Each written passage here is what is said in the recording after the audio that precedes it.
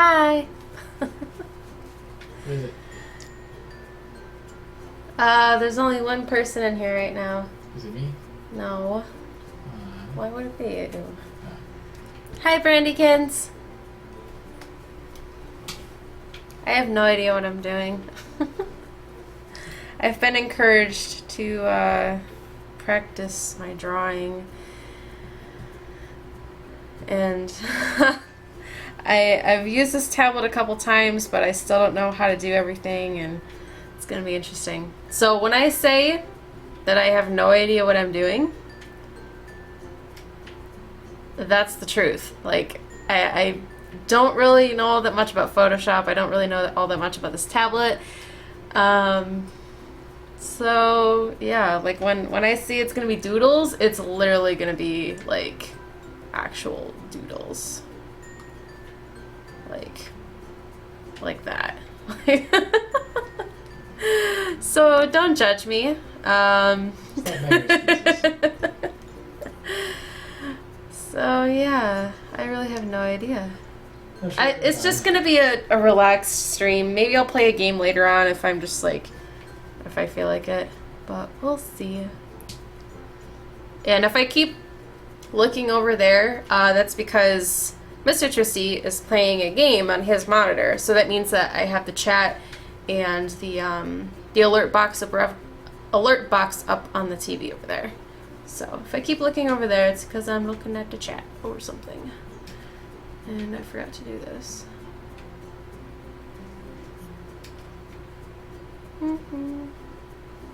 So yeah, I don't know. I'm gonna draw a nice sunny day picture. So there's gonna be some grass. Look at that grass. That is a nice Yo. grass. Look at it, it's like blowing in the wind. It's like there's a nice breeze. Maybe I'll do a reading stream with this too. Like I'll just read some stuff. That'd be sweet. I would love to hear you read. I could read the Jabberwocky. I've been wanting to read Jabberwocky on stream forever. There's a tree. A happy tree. A happy tree. Look at that happy tree. He's so happy because it's springtime. Everything is fresh. His leaves are nice and green. But only some of them. Some of them are white because, you know, Mother Nature is weird like that. And then he's also really happy because he's got some really nice looking bark. It's all nice and fresh. He's feeling good. Look at that bark. He's got bark, but he doesn't bite because he's a nice happy tree. And then we can't forget the sun. Oh my gosh. I'm sitting too close to my desk. My pen keeps hitting my headphone cord. We're gonna put a nice, just like in, I keep looking over there, I don't know why, just like in kindergarten, you put that sun right up in that corner, because that's where the sun always is, right? I'm gonna put some nice squigglies, so you know that that's the sun. And then you can't forget, but first we gotta color them in. We're just gonna do it like this. We're just gonna color that sun in. It's gonna be a nice happy sun. And then, can't forget, the sun is also very happy. So he's got to have a nice smiling face in there. He's like, hey there, I'm the sun. I'm a happy sun. And then let's give this tree a face too. He's happy too. And then we won't give the grass a face because that's creepy. And then we're gonna make some. How do I want to do this? So I want to make the clouds like a bluish color because I feel like it. I'll have some clouds because clouds are blue. That's how they really look. And then maybe we'll draw an animal. I can't draw animals, but we'll draw an animal. How about a nice, oh god, that's not what I was intending at all. It's a bird. No, it's not a bird. But we will add some birds in later. The nice V birds. No, I was, no. This is not what I'm intending at all. My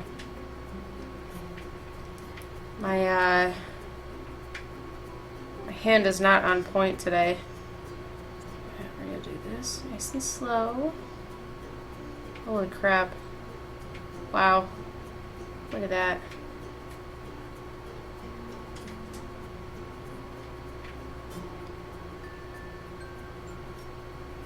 Is that a bunny? How did you know? I have no idea how bunnies sit. But that's a bunny, okay?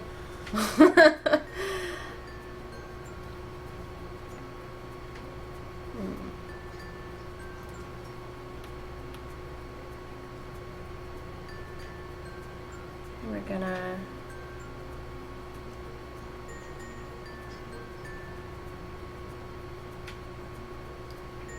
erase the little bits. Oops, that's not what I wanted at all. No! Oh gosh, what is happening? Oh no, this is not what I intended at all. I don't know what I just did. Okay.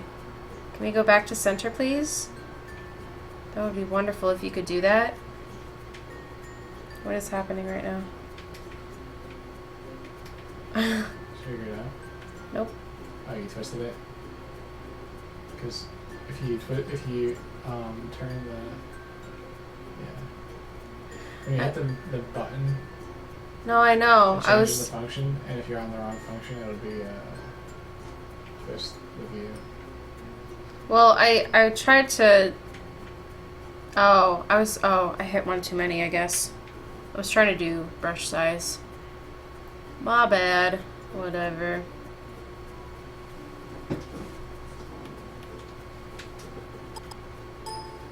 Oh. Okay, I guess you don't like that.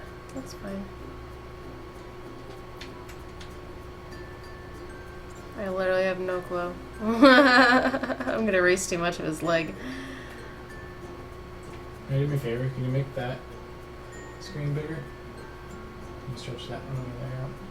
The OBS one? Yeah, so I can see it better. Uh-huh. Thanks.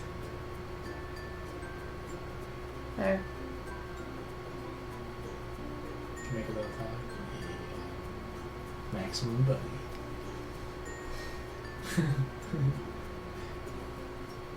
kind of just a little cotton toy. Uh-huh. I'm gonna have to redo these lines.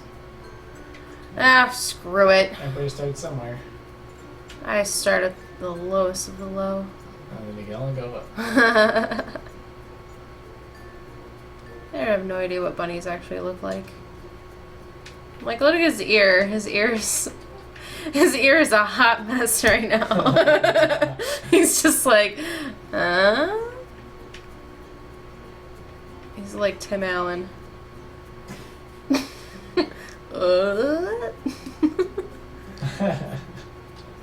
Alright. This is my bunny. That fluffy tail. That is some fluffy tail. That is a fluffy tail if I've ever seen one. Look at how big his front leg is. He's been lifting He weights. lifts. Yeah. He's got to work on leg day though. Yeah, he's always been big, yeah. GW Rabble, hello, welcome to the stream. I have no idea what I'm doing right now. Alright, so as you all know, rabbits have eyes of the devil. So he's gonna have some nice red eyes. He's like the bunny from Monty Python. Oh, yes. We should have some blood dripping from his mouth. Yes. This is a beautiful picture. Okay, this is what we're gonna do. This is a beautiful, wonderful, happy picture. And then, something is not quite right with this picture. We're gonna have this bunny. And he's not gonna be a very nice bunny. Got a nice, oh, that's too pink. Gotta get rid of that clown nose. Let's make it a little bit paler. No, shut up. Go away. Boop. Close enough. And then Nailed it. it's gonna have some Bunnicula fangs. Nope, or not. That's okay too. I'm learning. Not really. I have no idea what I'm doing still. Alright, let's zoom in on this. Terrifying.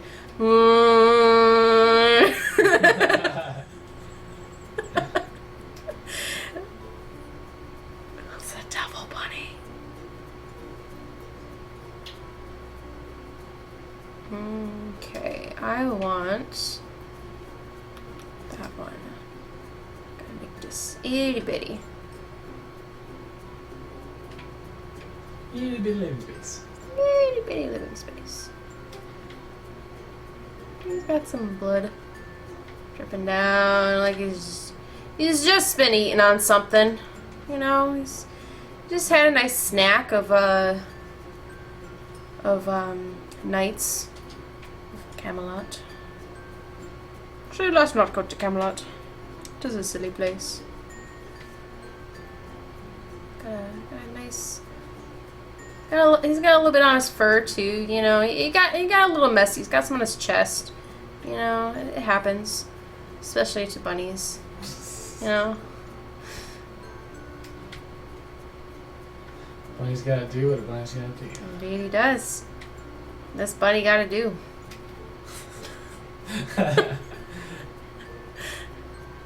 Oh, I almost forgot. We have to give the clouds a nice smiley face too. Can't forget the clouds. They are also happy. Are they also vampires? No. Oh. Everything is nice. It's a nice, happy scene. Oh, look, is that a bunny? Oh. That's a demon bunny.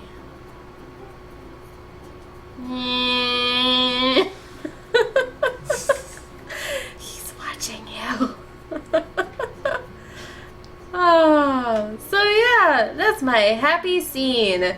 And my happy trees, and my happy clouds, and my happy sun. My happy bunny. My bunny's happy too. Bunnies can be happy. This is so messed up. I don't know what I'm doing with my life.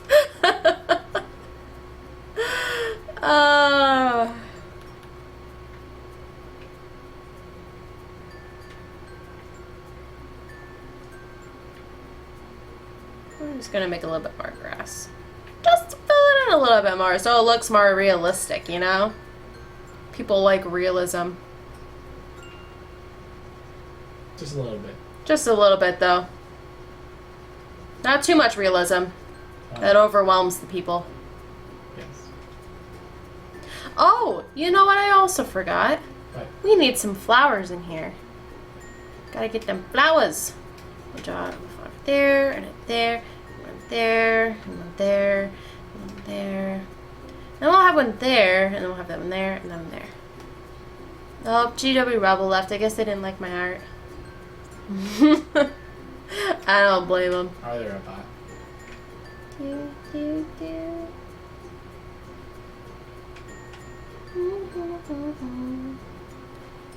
Pretty flowers.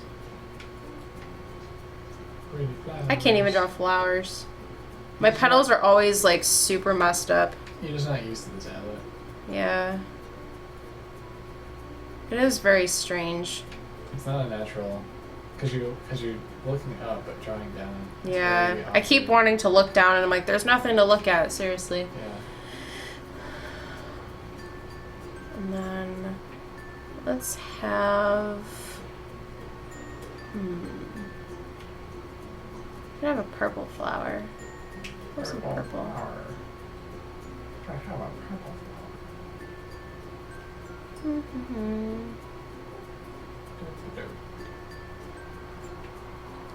And then we'll have. We're gonna fix that flower there. Oh, it's got so many petals. We need so much. So many petals. Oh, we already have petals. What other colored flowers are there besides like pink, purple, and red? Anything? I really have no idea. White. I guess there's white, yeah. Yellow. I guess I could do like multicolored Do flowers. yellow. No, because the insides are yellow. I guess I could do like a yellow tulip though. That's true.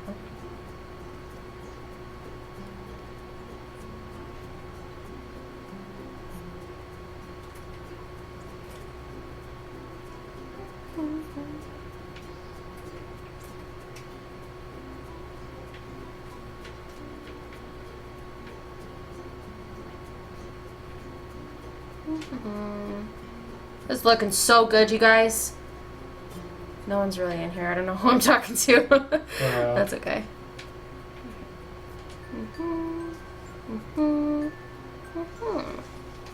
Ah, what a lovely scene, isn't it?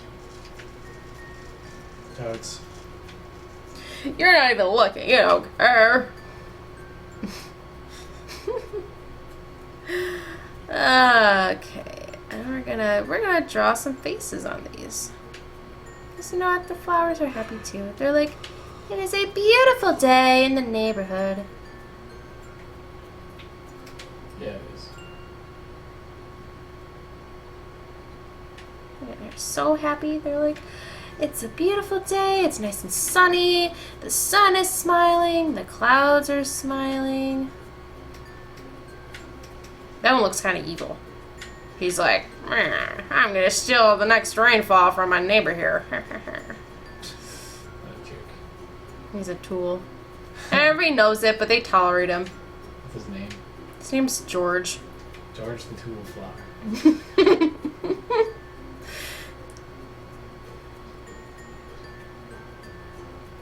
This one's kind of derpy. He's like, and then this flower over here is like,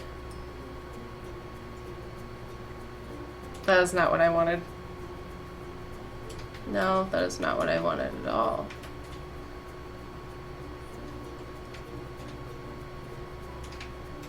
How about we do...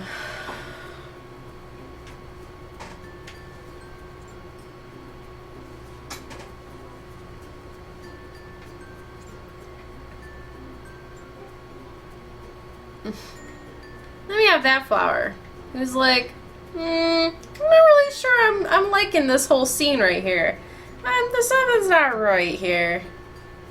You see? You see my picture? Yes. He's like, guys, this bunny's a little weird. I'm not really sure I like this bunny over here. It's getting a little bit of blood on me, and it's making me uncomfortable. I need to draw some blood on him. He's got a little bit on his face here. Just a little bit though. Just enough where he's just like, I'm not really comfortable with this whole situation. But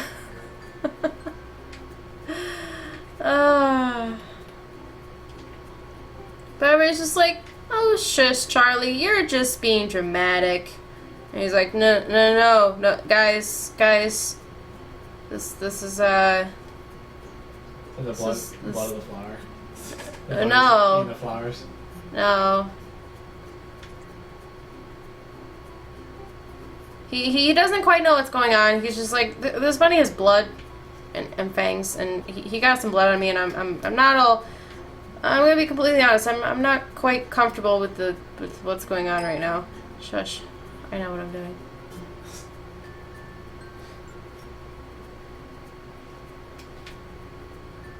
No, I forgot to draw the petals on the, or not petals, the leaves on the flowers. So like it looks like they have hands or arms, and they're like, "Yay, it's a beautiful day!" And then Charlie over here is just like,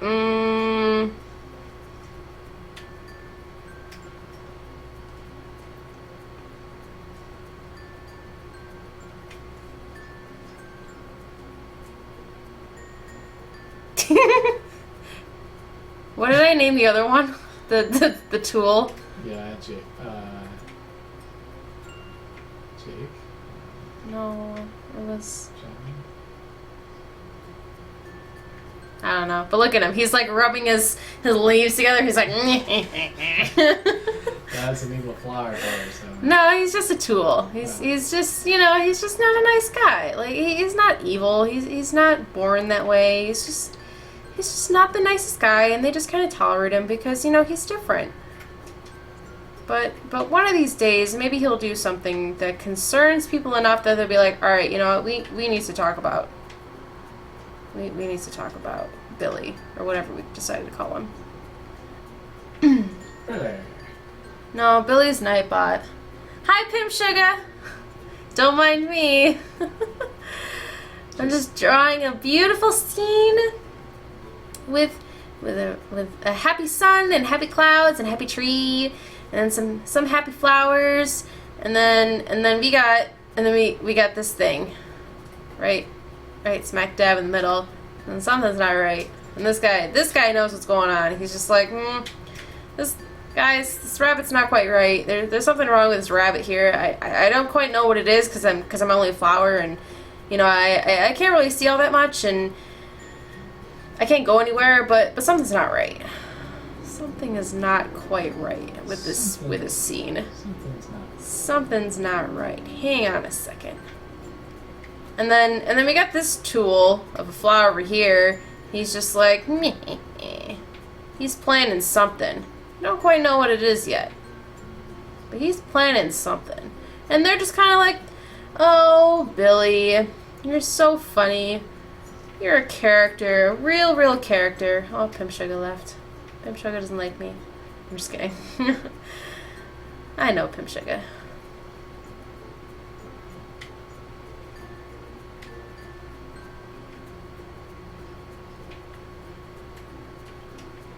So yeah, I think I'm done. Gotta sign it. Should I sign it? With my name?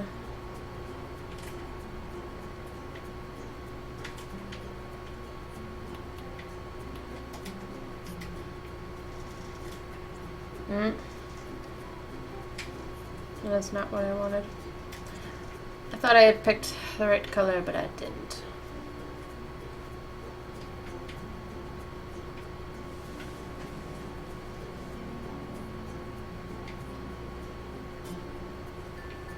Ta-da! Masterpiece. After that, I'll take it. Don't patronize me. Alright, so now what? Story reading time. Story reading time? Alright, yeah, I'm tired of drawing already. Should I save this? Like, legitimately? I'm gonna save it. First story drawing answer. Save as my first drawing. Sounds like a kid's thing. It's like, my first drawing. My first drawing. Mommy, look what I drew. Look what I drew. Hi, Becca Cat. Becca Cat. Look what I drew, Becca Cat. I'm such a good artist. I'm so good. So good. Look at it. Do you want me to show you, Becca Cat? Because I will gladly show you what's going on in this picture. So as you can see, there is a happy sun, and then we got some happy clouds, and happy trees, and some happy flowers. And then right here in the middle, we got some problems. This flower, George, he's like, something's not quite right with his bunny. So I was drawing a bunny, and then I decided to give him demon eyes, because we all know that rabbits have demon eyes. And then we decided to make him the bunny from Monty Python and the Holy Grail. So he is a demon bunny, and he just consumed or bit somebody, and this guy got a little bit of blood on him, and he's like, I don't know what this is, but I'm a little concerned about my safety right now. Though, maybe I shouldn't be concerned, because maybe this rabbit doesn't eat flowers. Maybe this rabbit only exclusively consumes blood. I don't know. Zoldrax, are you really in here right now? Man. Oh no! Zol time. No! Zol says I'm the tree. No, Zold, you are clearly no. We're gonna name this flower Zold. Right here. This guy right here. This is Zold.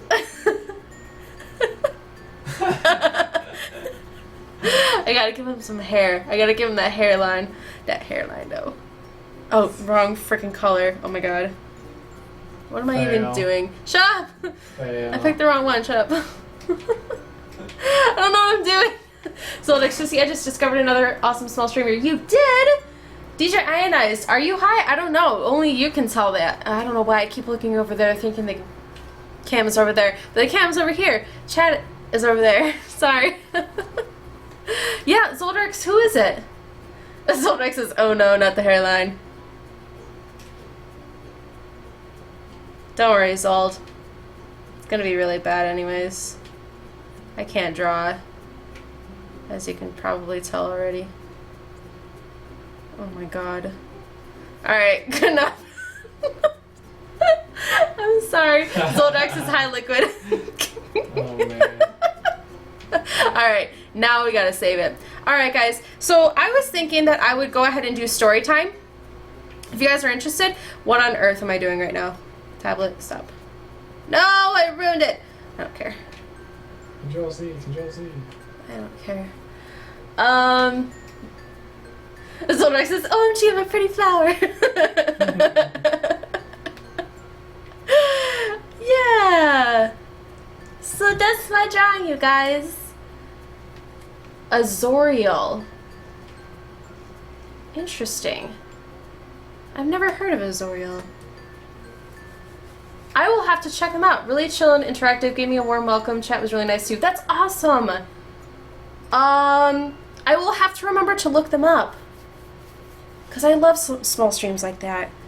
And I love to branch out. Because not that there's anything wrong with like seeing the same people, but every once in a while it's nice to go into a new chat and get to know new people, and they can introduce you to other new streamers, and I'm really trying to branch out a little bit more, so that's one of the reasons why I'm doing a drawing thing, because I was hoping to bring in some new people, and I did, and then they left because apparently they didn't like my drawing style. He's a dude from San Diego too. Nice! That's awesome! I will have to look him up. Okay, here's what I'll do. Actually, no, I can't. Remind me, Zold, remind me, to look them up. Send me a link on Twitter or something, because knowing me, I'll probably forget.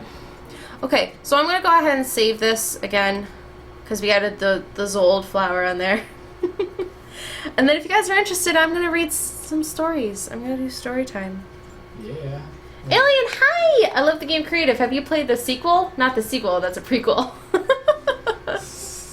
No, I haven't, Alien. Please elaborate.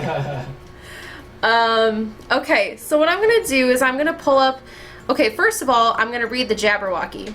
And I feel like this music isn't quite as appropriate anymore. Zoldrex says, by the way, hi, DJ Anna's and Alien is visible. Yay! Alright, I gotta find... This is one of my favorite poems of all time. Should I make my cam bigger? I don't know if I want to. I guess I could just do another, like, just another screen, or a window capture. I'll just do it like that. That'll work. So that way you guys can see what I'm doing. Hey, I don't know if I said her name correctly, but hi, welcome to the stream. I'm really sorry, I just ended... Hey, is it Hey You?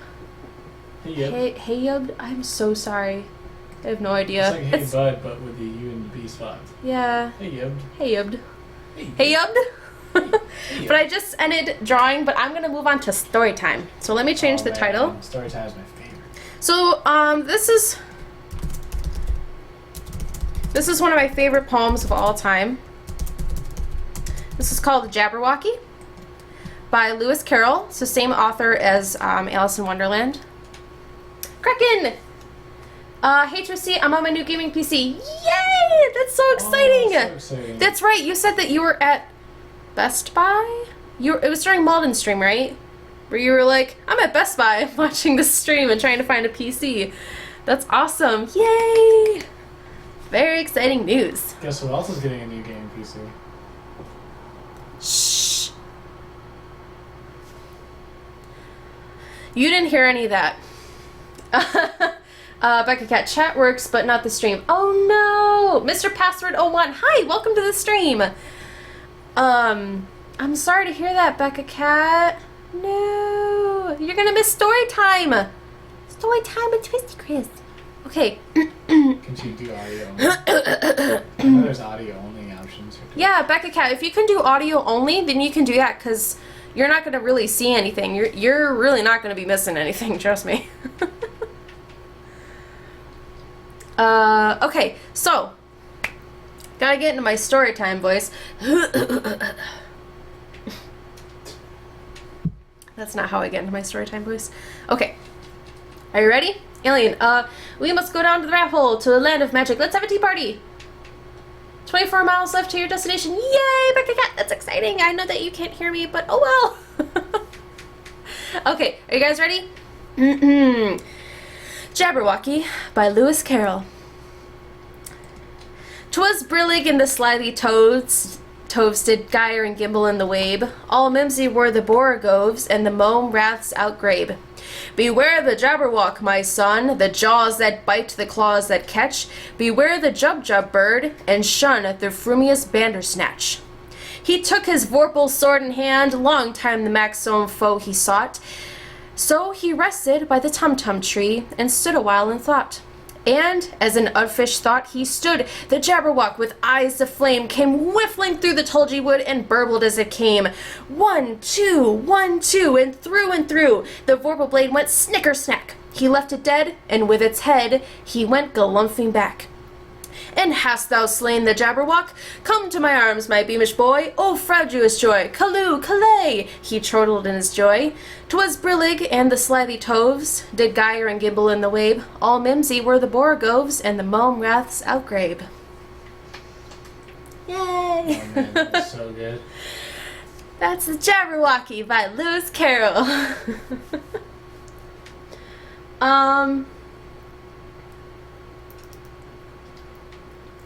Oh my gosh.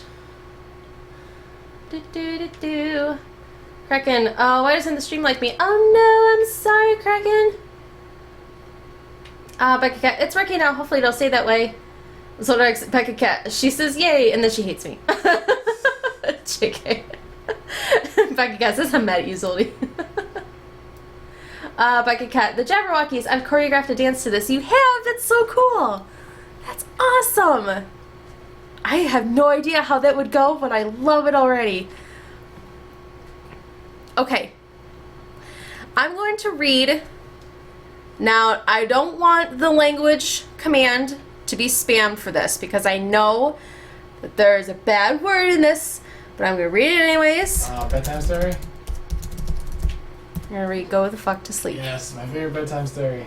Now, I have to find, like, a PDF so you guys can see the pictures, too.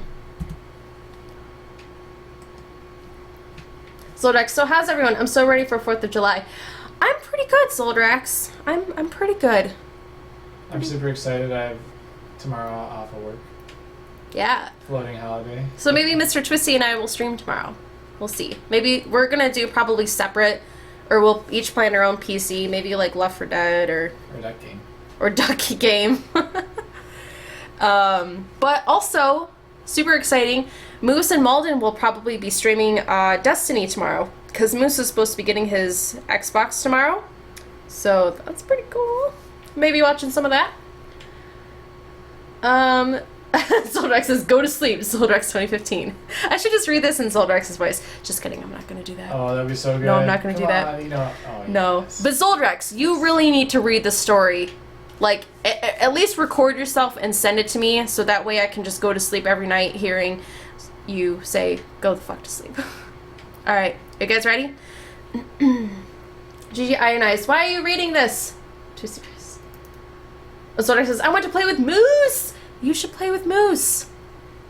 You should do it tomorrow, because it'll be awesome. I know that Moose and Malden were talking about playing with you, Zoldrax. You should do it. You should do it.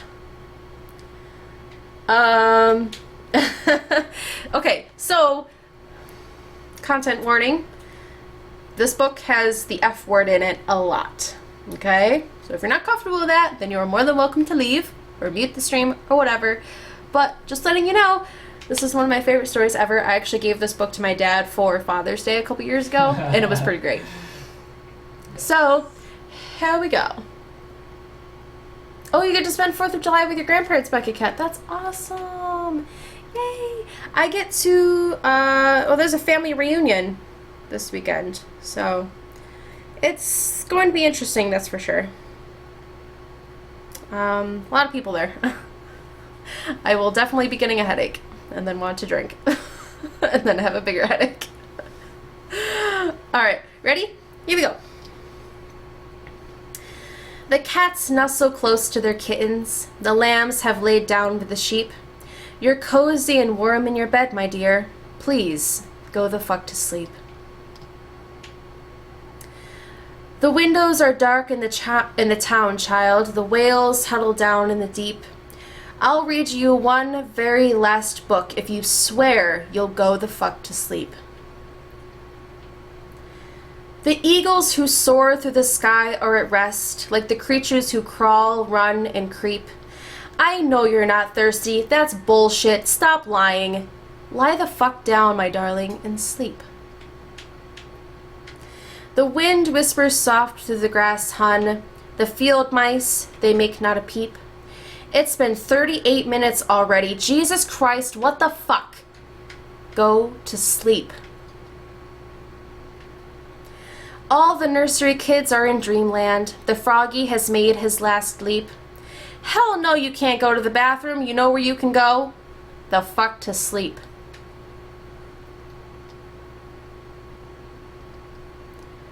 The owls fly forth from the treetops. Through the air they soar and they sweep. A hot crimson rage fills my heart, love. Come on, shut the fuck up and sleep. The cubs and lions are snoring, wrapped in a big snuggly heap. How come you can do all this other great shit, but you can't lie the fuck down and sleep? The seeds slumber beneath the earth now, and the crops that the farmers will reap. No more questions. This interview's over. I've got 2 words for you, kid. Fucking sleep. The tiger reclines in the simmering jungle. The sparrow has silenced her cheep.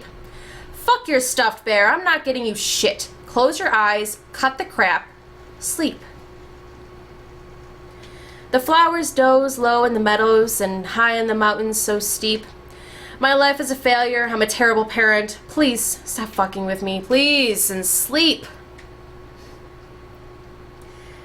The giant pangolins of Madagascar are snoozing as I lie here and openly weep. Sure, fine, whatever. I'll bring you some milk. Who the fuck cares? You're not going to sleep.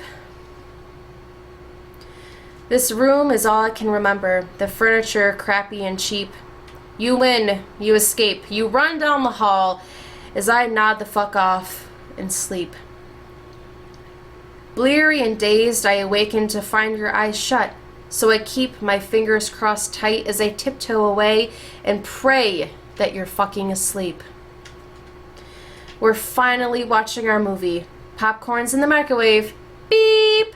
Oh shit, god damn it, you've gotta be kidding. Come on, go the fuck back to sleep. The end. Oh my gosh. What is happening in the chat? I cannot keep up right now.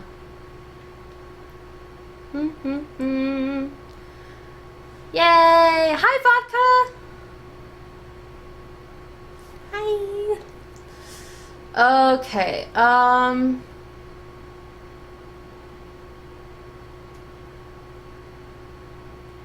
Oh, Zoldrax. You made a story? Oh gosh. Oh no.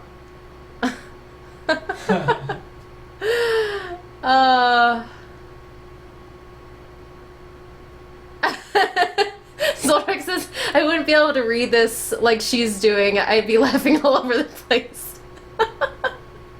And Becky Cat says, hearing Twisty cuss, my heart is broken. I have a pretty bad potty mouth. I keep it very, very, very censored when I'm streaming. It's very difficult for me sometimes. Zoldrax is Becky Cat. This is almost like me killing the bears in Elder Scrolls. Zoldrax killing everything. And then he kills the chicken, and then he was like, oh, or no, someone killed the chicken. And he was like, who killed the chicken? I'm like, Zoldrax, you've killed bears and other animals, and you're upset about the chicken.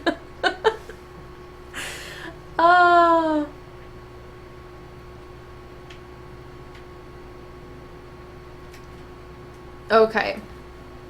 I can't quite read the chat here. Make a bigger font. I can't. That's the biggest font there is, I think. Really? Unless I maybe customize it. TGRNS, best book ever. 1 million out of 10. Vodka, Zoldrax, I went to Fake Uniform stream yesterday and donated $20 for his charity. I joined the raffle to choose what he would make next, and with a 2.5% chance of winning, I won. I asked him to draw Dave Chappelle's Rick James.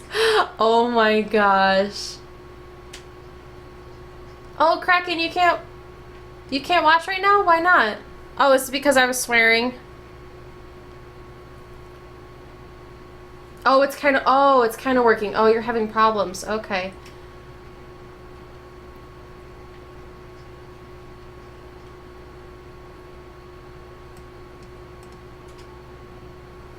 Okay. I don't know what other stories I'd read. Or other poems. More bedtime ones. Bedtime stories. You could do like Hansel and Gretel or something. I should do like r/no sleep. Yes. Or writing prompts. Oh, maybe. There's some good ones on there. Yeah, no sleep. You want nightmares. You guys want nightmares tonight? Oh man.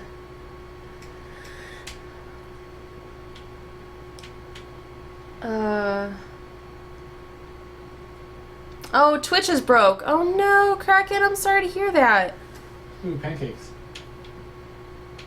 Ooh, yes, Zoldrax. I want pancakes. Gimme, gimme, gimme, gimme, gimme, gimme, gimme, gimme, gimme, gimme. I want pancakes. They look like pancakes. They're not pancakes. Oh no, Becca Cat, your audio cuts off sometimes. Sad face. Sounds like Twitch is having issues. Twitch, why you gotta ruin my bedtime stories? Small collection of bedtime stories for 5 to 11-year-olds. Sure. That sounds about right. How about... I should just do a poll. Out of all of these stories, which one do you want to hear? Wow, that is a creepy looking drawing, but okay. 6 bears getting a pickle. That sounds interesting. It's a big pickle. No, but I want like bedtime stories that I... Rebecca Cat says, I've been sleeping all day, so nightmare stories. Ooh. Dude, no sleep. That's what you said. I'll see what I can find. r/no sleep. I haven't been on here in a while. You should go by top, like just. Oh yeah, I know. I'm not gonna pick some random one. There's get some good stuff on there.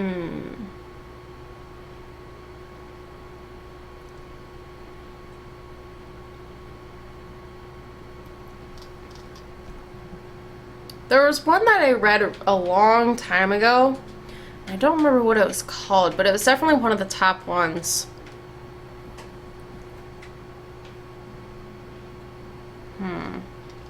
Alright. Maybe we'll try this first one. My dead girlfriend keeps messaging me on Facebook. I've got the screenshots. I don't know what to do. How long is it? Oh, does this have links? Oh, like pictures? I really don't want to do that. Sorry, I just want to read a story.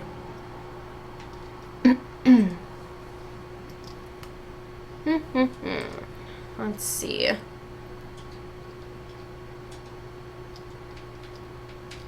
Alright, let's try this one. I haven't read it before, so I don't know how it's gonna go. There may be some graphic things, there may be some swear words, whatever. I don't know. We'll see. I don't even know if this is any good, but it's one of the top ones, so we'll see. Becca guesses read creepypasta. Oh, God. Slender. No, I'm not reading Slender. All right, are you ready? A story to scare my son. Son, we need to have a chat about internet safety. I slowly crumpled down onto the floor next to him. His laptop was open and he was playing Minecraft on a public server. His eyes were locked into the action. Comments scrolled down the side of the screen in a chat box. Son, can you stop your game for a minute? He exited the world, closed the laptop, and looked up at me. Dad, is this going to be another cheesy, scary story? What? I faked hurt feelings for a second and then grinned at him.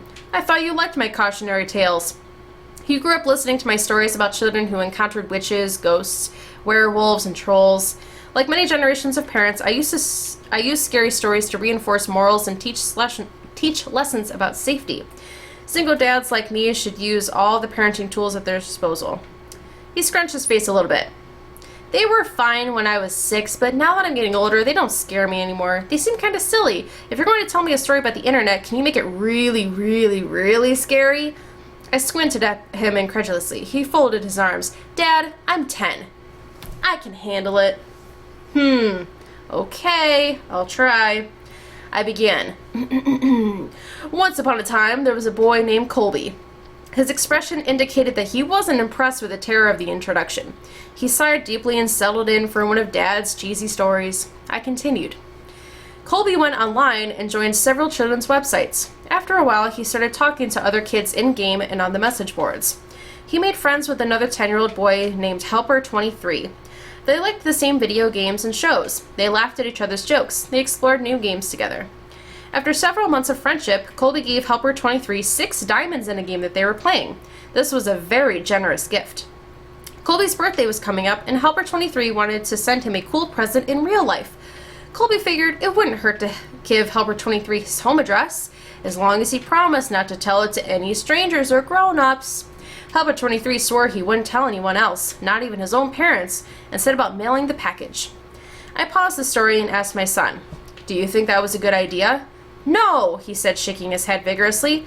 In spite of himself, he was getting into the story. Well, neither did Colby. Colby felt guilty about giving away his home address, and his guilt began to grow and grow. By the time he put on his pajamas the next night, his guilt and fear were larger than anything else in life. He resolved to admit the truth to his parents. The punishment would be steep, but it was worth to have a clear conscience. He squirmed into bed as he waited for his parents to tuck him in. My son knew the scary part was coming up. In spite of his tough talk, he leaned forward, wide-eyed. I spoke quietly and deliberately. He heard all the noises of the house. The washing machine bounced around in the laundry room. Branches scraped against the brick outside his room. His baby brother cooed in the nursery. And there were some other noises he couldn't quite pinpoint. Finally, his dad's footsteps echoed down the hall. "Hey, Dad," he called out nervously. "I have something to tell you." His dad stuck his head in the doorway at a weird angle. In the darkness, his mouth didn't seem to move, and the eyes were all wrong. "Yes, son?" The voice was way off, too. "Are you okay, Dad?" the boy asked. "Uh-huh," sung the father in a strangely affected voice. Colby pulled his covers up defensively. Is Mom around?" "Here I am!" Mom's head popped into the doorway below Dad's. Her voice was an unnatural falsetto. "Were you about to tell us that you gave our home address to Helper23? You shouldn't have done that. We told you never to give out personal information on the internet." She continued, "He wasn't really a kid. He just pretended to be one. Do you know what he did? He came to our house, broke in, and murdered both of us just so he could spend some time with you." A fat man in a wet jacket emerged in the child's doorway, holding 2 severed heads. Colby shrieked and gasped as the man dropped the heads on the ground, unsheathed his knife, and moved into the room to work on the boy. My son screamed too. He twisted his hands defensively over his face, but they were just getting started with the story. After several hours, the boy was almost dead, and his screams had become whimpers. The killer noticed the wailing of a baby in another room and removed his knife from Colby. This was a special treat. He had never murdered a baby before and was excited about the prospect. Helper23 left Colby to die and followed the cries to the house like a homing beacon. In the nursery, he walked to the crib, picked the baby up, and held it in his arms. He moved towards the changing table to get a better look, but as he held the baby, the crying died down. The baby looked up and smiled. Helper 23 had never held a baby, but he gently bounced it in his arms like a pro. He wiped his bloody hands on the blanket so he could stroke the baby's cheeks. "Hey there, sweet little guy." The beautiful rage of sadism melted into something warmer and softer. He walked out of the nursery, took the baby home, named him William, and raised him as his very own. After I finished the story, my son was visibly shaken. Between ragged staccato breaths, he stammered, "But, Dad, my name's William." I gave him a classic dad wink and tousled his hair. "Of course it is, son." William ran up the stairs to his bedroom in a fury of sobs. But deep down, I think he liked the story. Oh, snap. For Trevor, hello, welcome to the stream. I am so sorry if I'm missing the chat. I was really into that story. So let me go ahead and scroll up. This story was on r/nosleep on Reddit, and it was called A Story to Scare My Son. Who's not really a son? Dun, dun, dun. Okay.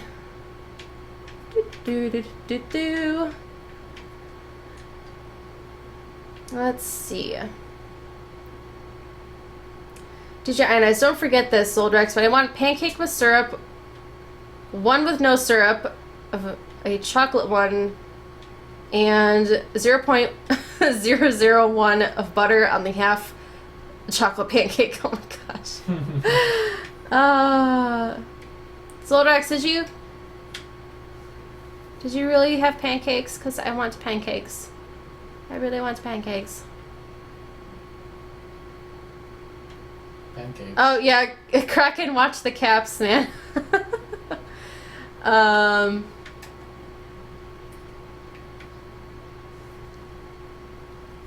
And who is this story by? This story was by Oven Friend, and apparently it was the best monthly winner of 2014. So very cool. I liked that story a lot. I wonder if they have any other ones. Maybe I'll read some more of their stuff.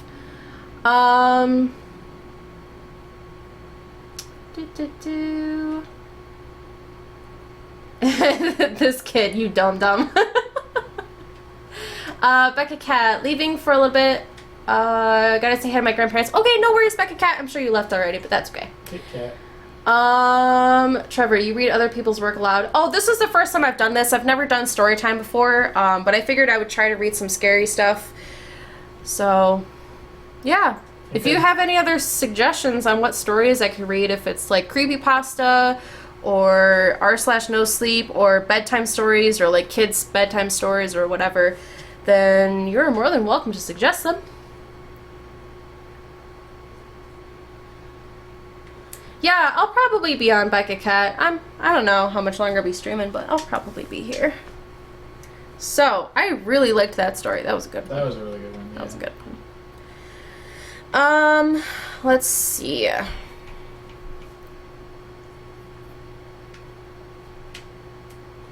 trying to think of what the one was that I read. It was almost a year ago. It was a long time ago, but it was really, really good. You used to read r/nosleep a lot. Yeah. I used to read what was the other one that I used to read? The one that's about like real encounters.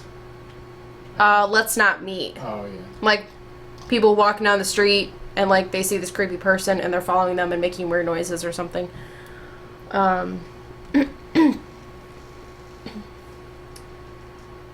Lethal Sympathy. Hi. Hi. What's going on, dude? I'm just trying to read some stories. I started with Jabberwocky, and then we read Go the Fuck to Sleep, and then we just read a story to scare my son on r/nosleep. So I'm just doing story time with Twisty. I think it should be a new thing. I mean, like reading Rainbow. Purple Rainbow. Reading Rainbow. And we'll have Jimmy Fallon's cover of it when he does the Doors. Yeah. A reading rainbow.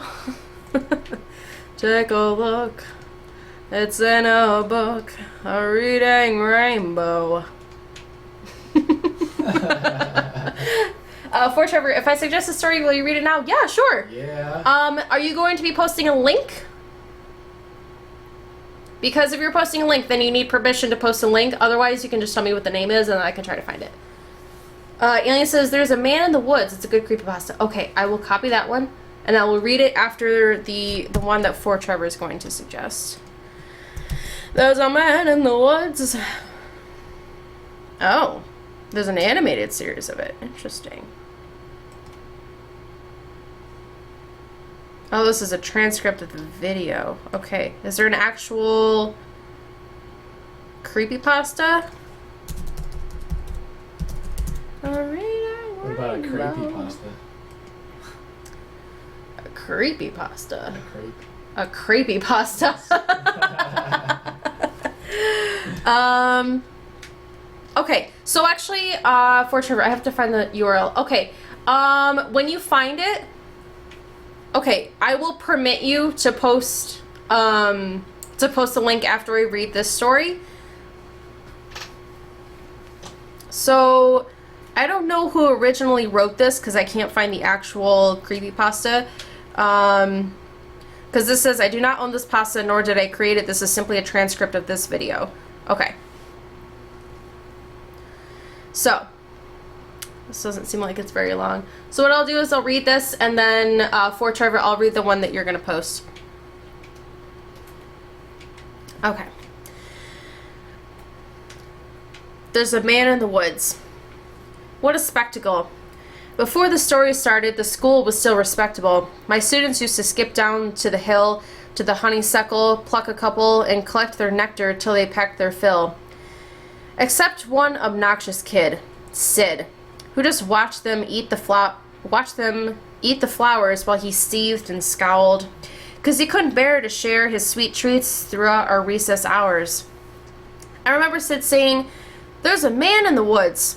That's how the rumors began. Of course Sid had spotted him first. The poor kids. He got them immersed in his spiel about a serial killer whose gun barrel glint hid said peril, a visit to the nurse, or worse, a hearse waiting beyond the dale. The children saw him everywhere. "Look, over there! That man had Batman ears, we swear! And yellow, crazy yellow eyes. We saw something rusty. His shotgun? It must be. I saw a lady's severed thigh."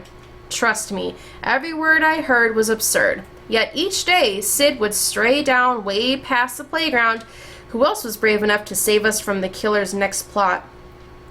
The rest of the lot would stop back up at the blacktop, sure that any closer they were bound to be found deep in the woods, left to rot. I pleaded for the kids to think and learn to be mature, but after a few more rumors doomed my attempts to prove the school was secure, their fear was undeterred. And when the buses drove them all home, the parents finally heard. Everything just blew up. I received a wall of emails and calls full of shrieks, wails, and all, from terrified families who had heard word of the murderer and didn't like my lack of action at all. What was I supposed to do? Comb the whole forest? Yeah, right. Would you? That means I didn't care? That's not fair. The stories that worried you weren't true. Of course I would feel regret. There had been a real threat and I ignored it, and some poor kid got kidnapped while the kids were napping. But you couldn't admit that your good little kid would formulate a fib, so you ignored what I said. Your little angels could never cook up such incredible creations. An overactive imagination, maybe, but my kid could never lie. How dare I accuse a child of being dishonest? Just monstrous. The parents were displeased, and when the PTA took action, they dismissed me from the classroom, like they knew what was best for their kids. Do you know how difficult it is to get a job when a bitter mom slanders your rep with child neglect from the outset? Now who's in control of your classes? Single file lines, like vile swine, a killer by the pint. Really? Are you blind? Will you find your spines? Sid. A child decides to fill our minds with lies, and the next thing you see is people treating me like I've committed crime. I was in my prime. Those kids were lucky to have me. Do you see what you did? But I can play along. I can be good. Do you hear that, Sid? There's a man in the woods. Dun dun dun! Oh, that was so good. Oh, Trevor. Ooh, like I said before, man, you got to be permitted to post a link. I told you that I would permit you after I finish reading this. All right, hold on. Now I gotta unban you. Hold on. Oh, that's not what I wanted. All right, you are unbanned. But hold on one second, Trevor. Like I said before, you can't post links without permission. I did not give you permission to do that yet. Okay. Now you've been permitted to post a link. You should be unbanned and permitted to post a link now, Trevor. But just remember for the future, you have to actually be permitted by myself or a mod and then Nightbot in order to post a link, or else you get timed out and then banned. I had to do that because there were trolls in here posting a bunch of bad links. So typically Nightbot wouldn't ban you for that, but I had to make him a little bit meaner. But that's okay, don't worry about it. Okay, so... Oh, what did DJ Ionized say? Can you show my brother your turtle, please? Yes, I can do that. I can do that. This is Mr. Turtle. Hello, my name is Mr. Turtle. I like ice cream and I like long walks on the beach. Not really. I'd rather just be ice cream. So, yeah, this is Mr. Turtle. Look, we made him a headset and everything. Isn't he cute? I should just have him on my head. Just kidding. He'd fall off. Oh, no, that's okay for Trevor. Don't worry about it. Just in the future, though, I'll just repeat it. You have to have permission in order to post a link. So that means that someone like myself or Matt has to actually type in exclamation permit and then your name, and then Nightbot will say, like, you've been permitted to post a link. So just to let you know. Alright, so what is this one that you have here? Demons. Okay. And then someone else asked for a story. DJ Anna's Read Slenderman. Read Slenderman is kid. It's really, but can you wait? What? Read Slenderman. Red. Oh, red Slenderman is kid, but it's really, but can you please check? Wait, what? Sorry, DJ Anna's. I had no idea what you were trying to say there, man. I'm sorry. Okay. So this one is called Demons by Trevor Johnson. Elena Phelps stares down at the demonic rubber mask and rolls the syringe between her fingers. The mask is back over the man's face, ruddy and flecked with blood and dirt, bright oranges and yellows swirling around the eyes half closed within. She pulls back the plunger, filling the syringe with air, and locates an artery. 45 minutes before, Elena removed 2 bullets from a man brought in as she was leaving. One bullet had collapsed his right lung, another passed through his liver and nicked the T9 vertebrae, and, strangely, a Halloween mask was pinned under one shoulder. Even after 16 hours, Topeka needed her and she willingly conceded. Afterwards, she followed her team back to the scrub room. She checked her phone again. Something wasn't right. Dylan always returned to her calls within a couple of hours. Elena had tried to reach Dylan several times to apologize. It was silly, but she knew how irritated he would get and didn't want to make matters worse for his final exam on Friday. Kids these days and their priorities. The more she thought about it, the better she felt. He would do well on his exam. He always had. Let him take Megan out for her birthday tonight instead of waiting until Saturday as she suggested, and he could study tomorrow and still be prepared. A rangy intern splashed water onto his face. "Did you hear what happened?" he said as their eyes met in her mirror. "What?" "The guy we just operated on." She shrugged. "He shot up the booby trap." Elena paused, her hands pressed together under the running tap, worry lines creasing her brow. The booby trap. Wasn't that where Dylan was taking Megan? He goes in with his Halloween mask on and finds his wife and some guy sitting at a table in a corner. He pulls the gun and shoots the guy in the nuts. I mean, point blank, not a word. Then he turns the gun on his wife when this other cat rushes him and tries to get the gun. They struggle a bit, but the guy in the mask shoots him and then kicks his wife off the guy screaming and holding his nuts and shoots her like 12 times. When the cops show up, he points his empty gun at them. Elena dries her hands. "Suicide by cop?" she said, leaving the room. She walked until she found herself standing at the killer's bedside. She looked at her phone again. One missed call she recognized from the downtown precinct. Elena whispered a prayer to St. Luke. long considered as the patron saint of surgeons, to her father dead these last 3 years, and to Dylan. Aw, that was sad. Aw. That was sad. And, like, big plot twist, but oh man. I like that one. DJ Ionized. Can you please read Slenderman? I don't know if it's a real story, but can you check? Yeah, I can try to find, like, the original Slenderman.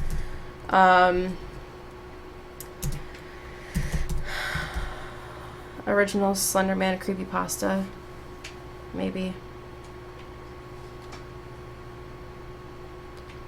I want, like, the story, though. I don't want, like, the wiki. I want...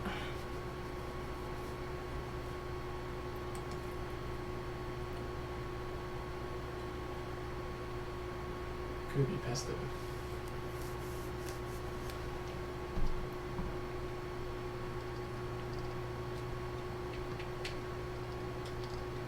I'm just trying to see if I can find,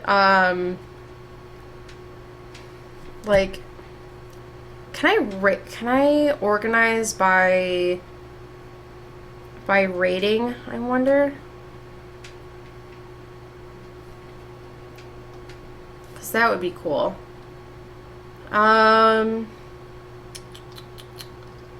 Let's see.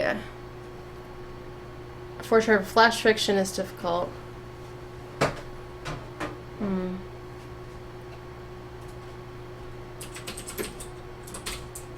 Yeah, I'm trying to find, like, the original... Flash fiction is extremely brief, typically in a few hundred words. I was gonna say, there's the games. Nope, that's why, because I typed in games. I don't want game. Story.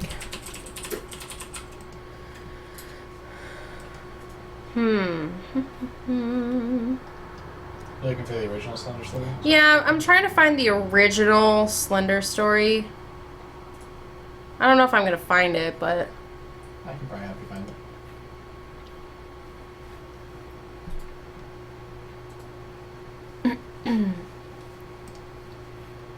Like, there's a couple creepypastas, including Slenderman, but I want to find, like, the original, you know? Yep, looking. Like, the story that started it all. Oh, I just realized that this is still up. Origin. Whatever. For Trevor, yeah, you have to get it all and quickly at fellow and background. Yeah, it's talking about flash fiction. Oh, It's basically telling your entire story in a few hundred words. right. The fellow in the background is Twisty. How's it going? Mr. Twisty. Oh, you're talking. Oh, at fellow in background. Yeah, that's that is Mr. Twisty. That's my husband. He's sitting right behind the webcam. So, according to Know Your Meme, Mm-hmm. the Slenderman started with photo.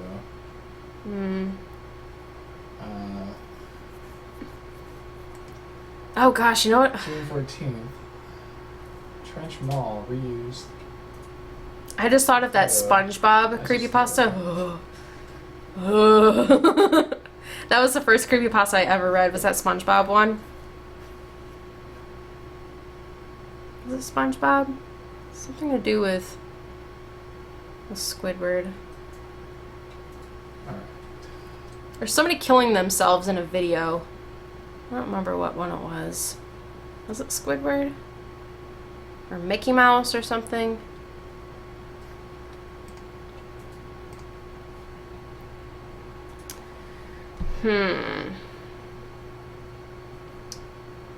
Yeah, I wonder if there's a way... Pastas... Oh, yes. Pastas indicated by rating. Yeah, that's what I want. Yeah, that's what I want. Alien says... Mr. Twisty still have his awesome mustache? It's alright. Have you ever read the Rugrats thing? For Trevor, hi hubby, do either of you write fiction? Not like creepypasta stuff. I was an English major, so I wrote a lot of fiction, like, because that's what I did as a writer. But I haven't written anything in a while that's really worthy of reading. And especially not anything scary, like, I don't know. I should get back into writing, though. Yeah, I'm trying to find rating.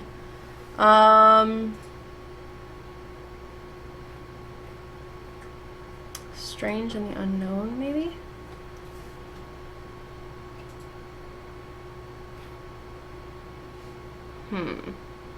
List of all creepypastas in the Strange and Unknown category. Can we narrow it down to Slender? Okay, I guess not.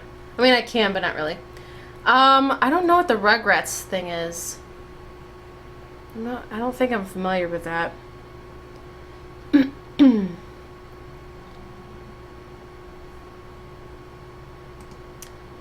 Yeah, maybe I'll read. How long is this one? This one's pretty long.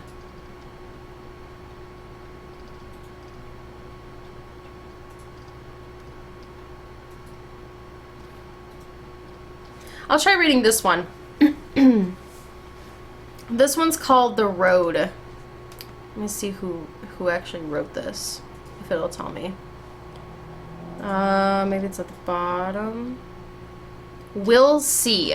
Apparently wrote this. Alright. The Road. I spend most of my Thursday nights driving. I drop the girl off at home and then I go. I just go anywhere. I need those few small moments where I can feel completely free from everybody. There's a road that stretches around an old garden shop that my friends all worked at for a few years. It started just outside the south of the city, a little road that veered right so suddenly that I was doing 20 under the limit just so I could spot it on time. It led past the garden shop and into straight blackness. I've been on that road a few times with some other friends, and I can predict most of the turns and stops far before I see them.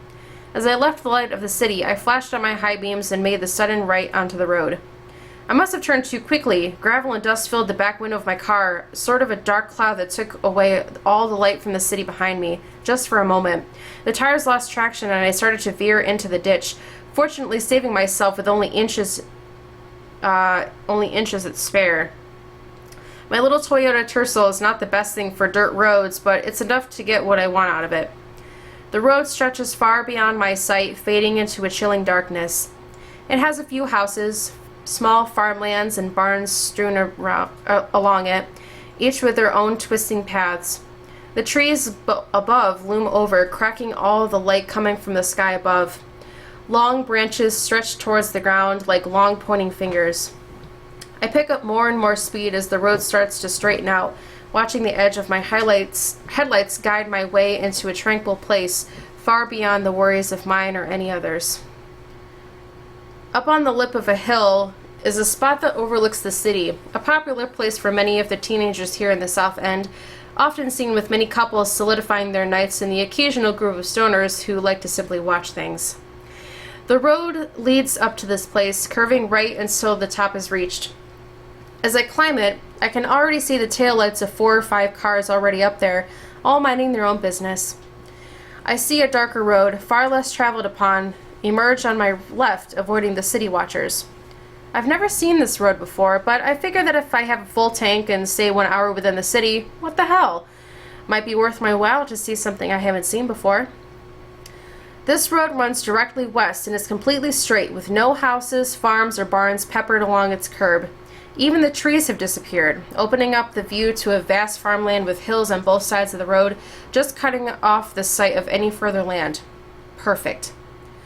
I stay on this road for a long time. My iPod is on shuffle and much of the music is hitting all the right notes I want to listen to, mostly that of Led Zeppelin. There's nothing like blasting Stairway to shut out all the noise outside. It must have been 20 minutes before I started to worry. The hills on both sides of the car have grown so close to the road that they have turned into walls, blocking any sight around me, a tiny valley that seemed to stretch into infinity. I figured I should just turn around and come back the way I came. I didn't make any turns, so it should be easy for me to follow it all the way back. So I pulled over and made a U-turn. I even signaled for it. I don't know why I did, but for a second that signal light caught something that stopped me in my tracks. It was tall and looked like a man, but it couldn't have. It could have been a bush that the shadows made to look taller, even thinner. I waited there for a few seconds with my headlights on that spot, but there wasn't anything. My car kicked into the highest gear and I was sailing. I wasn't going any faster than I needed to be, since there are tons of deer that like to run out in front of things out here, but fast enough that I was breaking the limit more than I was obeying it. From behind me, a light started to fill my mirror. I couldn't make out what it was at first, but it was definitely headlights and they were coming closer. I start to slow down, but still keep momentum in the case that it might be one of the highway rangers making the rounds on the deserted roads. But something told me that whoever this person was, they weren't carrying a badge. Closer and closer the car got, gaining on me like they were being chased by something. As the car became clearer, it zoomed past me in the oncoming lane, honking frantically. It could be a couple of kids out for a kegger, I don't know. It didn't really alarm me until I looked in the rearview mirror again.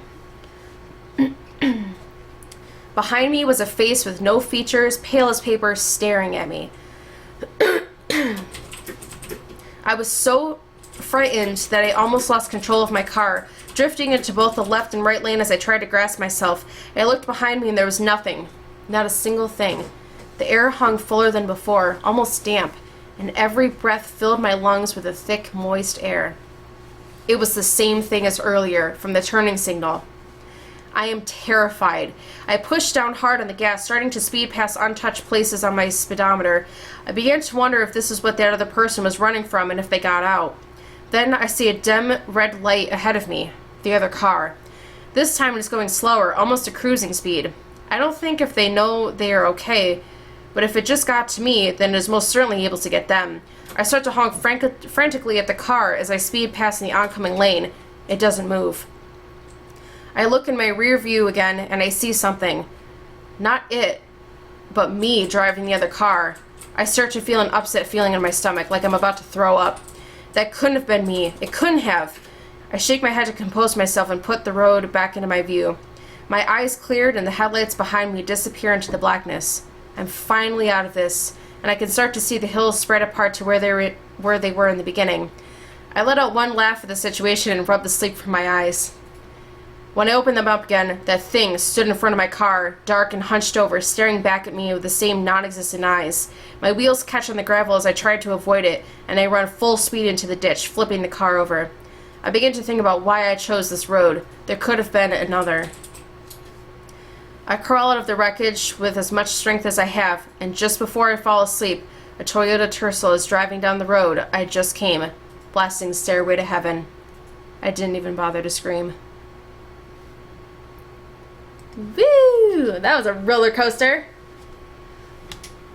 I don't even know. Let's see. DJ Ines, read the Velt. I've never heard that one. For Trevor, Twitch crashed, had to restart, didn't see answer to question. Are either of y'all fiction writers? No, not really. I was an English major in college. I graduated with a degree in English. So writing fiction was something I did in college a lot, but they weren't really, nothing scary, and I haven't written anything recently.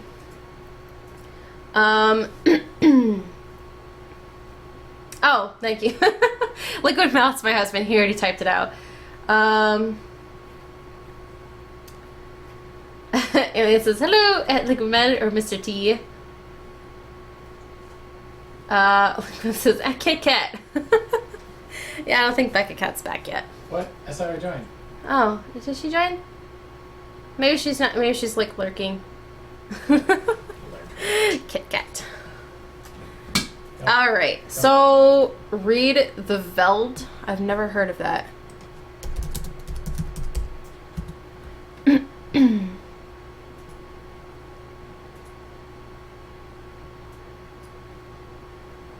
It's a short story written by Ray Bradbury.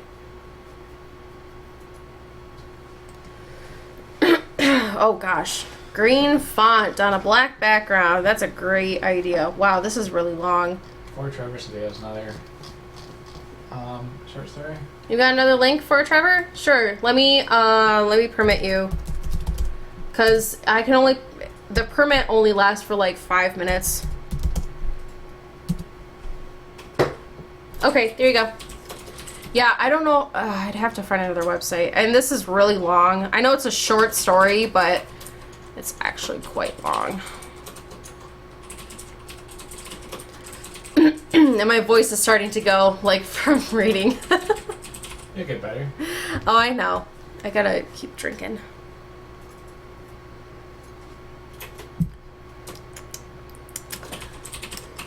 What was that?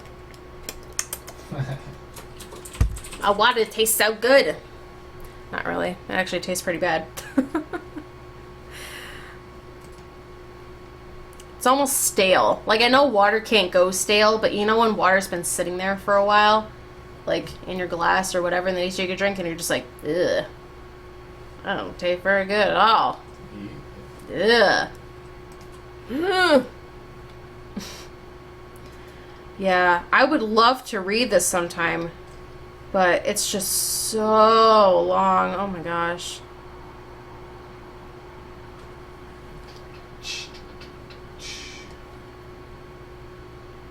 The Veld. Published originally as The World the Children Made.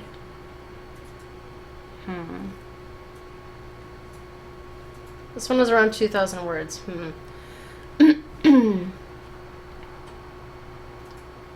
Yeah, I don't want something like super long just because my I don't want to have to like keep clearing my throat as I'm reading the story, because I had to do that with the last one and I was like, ugh.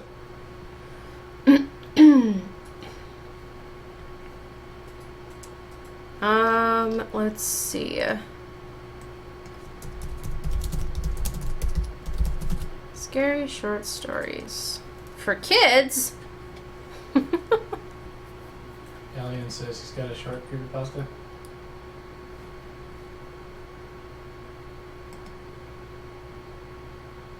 Creepypasta, this one is short but crazy. Okay, yeah, sure. Let me just permit you, Alien. Can I, if I click your name, can I permit you?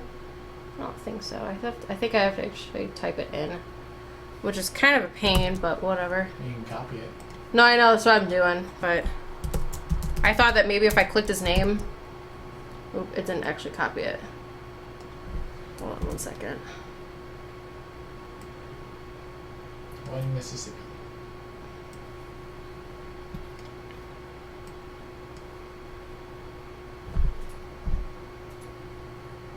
That's kind of weird that it, like, there's no option to permit you. I'll just have to type it in. Hopefully I typed it in right. Oh, you couldn't paste it? No, it can't copy it for some reason.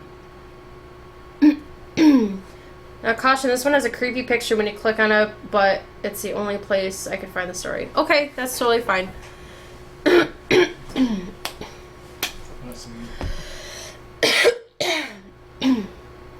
Yeah, you want to get me some better water?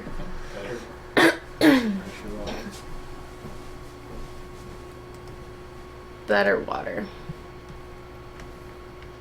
Ah, that's a creepy picture.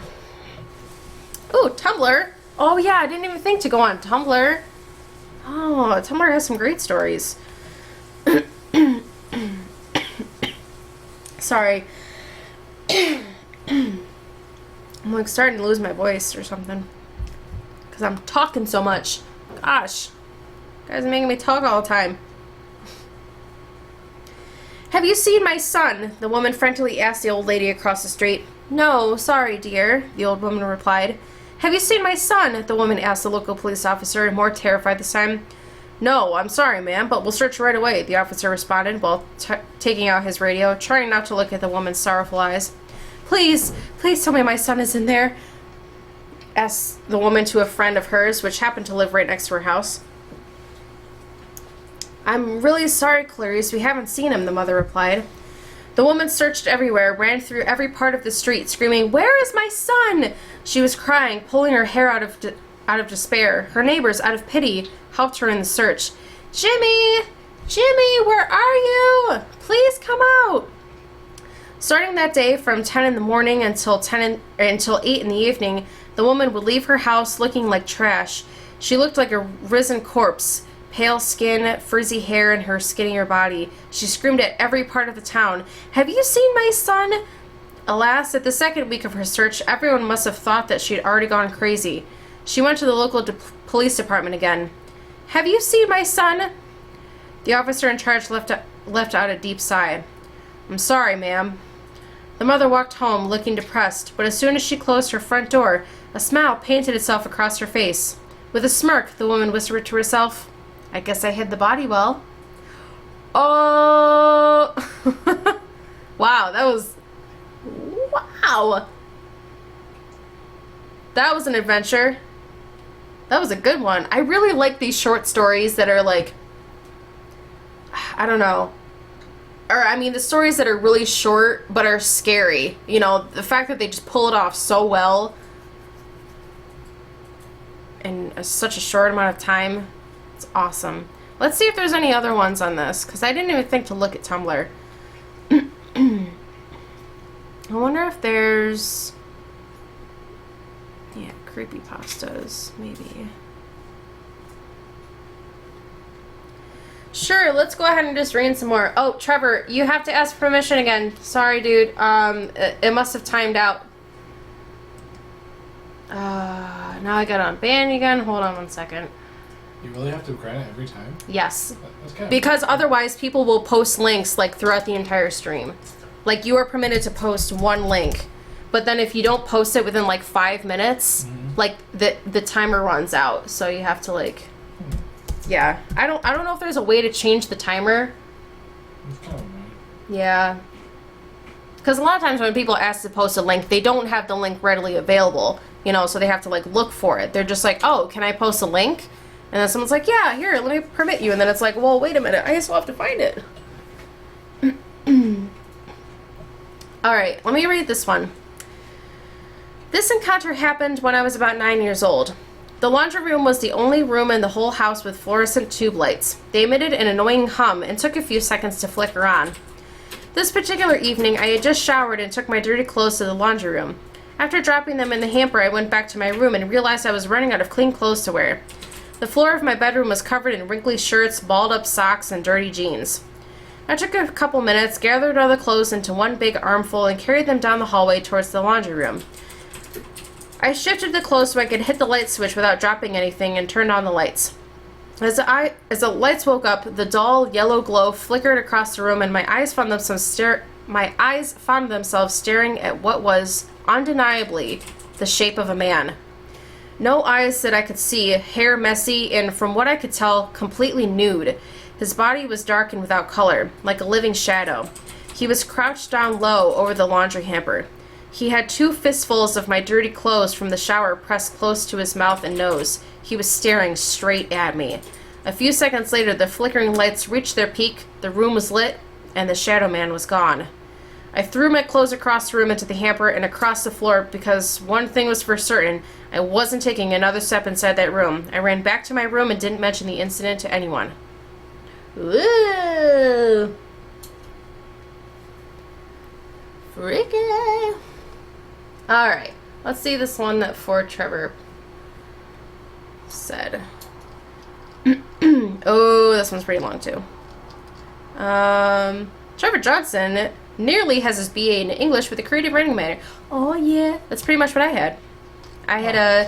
I was an English major with a concentration in creative writing, which is slightly different than a minor in creative writing, but my college didn't provide creative writing minors, just concentrations. Oh, this one isn't scary? Oh, okay. I was gonna say, I wonder if I could find any of my old writings. Like the one about, I can't say it because then I'll spoil it. Yeah, that's good. It's kind of sad though. I don't know if you guys would want to hear it. Vodka says, Liquid Mallet, hello there, buddy. It's Mr. Twisty. Magic buddy, I'm your pal. You're not my buddy. You're not my friend. You're not my friend, guy. I'm not your buddy, pal.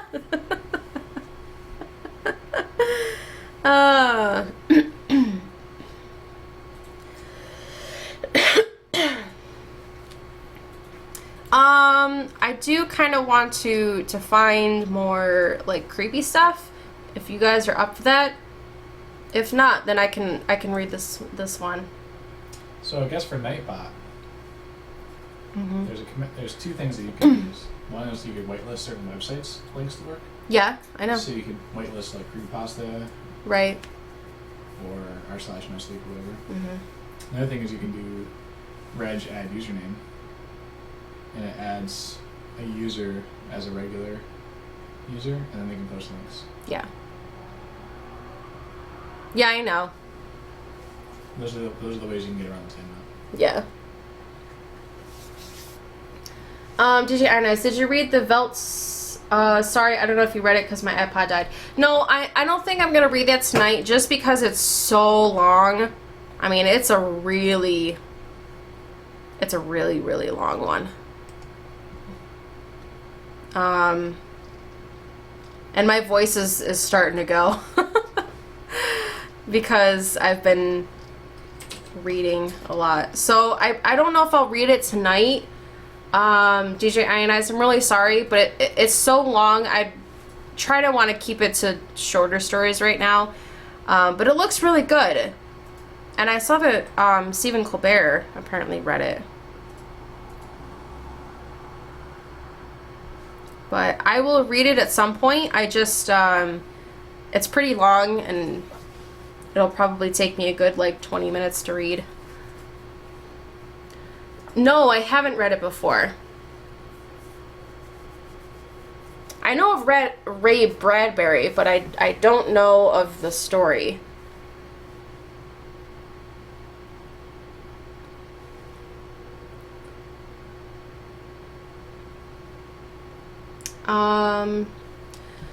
So what I'm going to do is I'm going to just read some more creepypastas on this Tumblr, I guess. Because most of the ones I've seen on Tumblr are pretty good.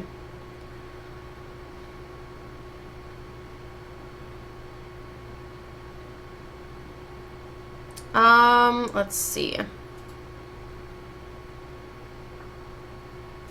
Let's try. Oh, Alien.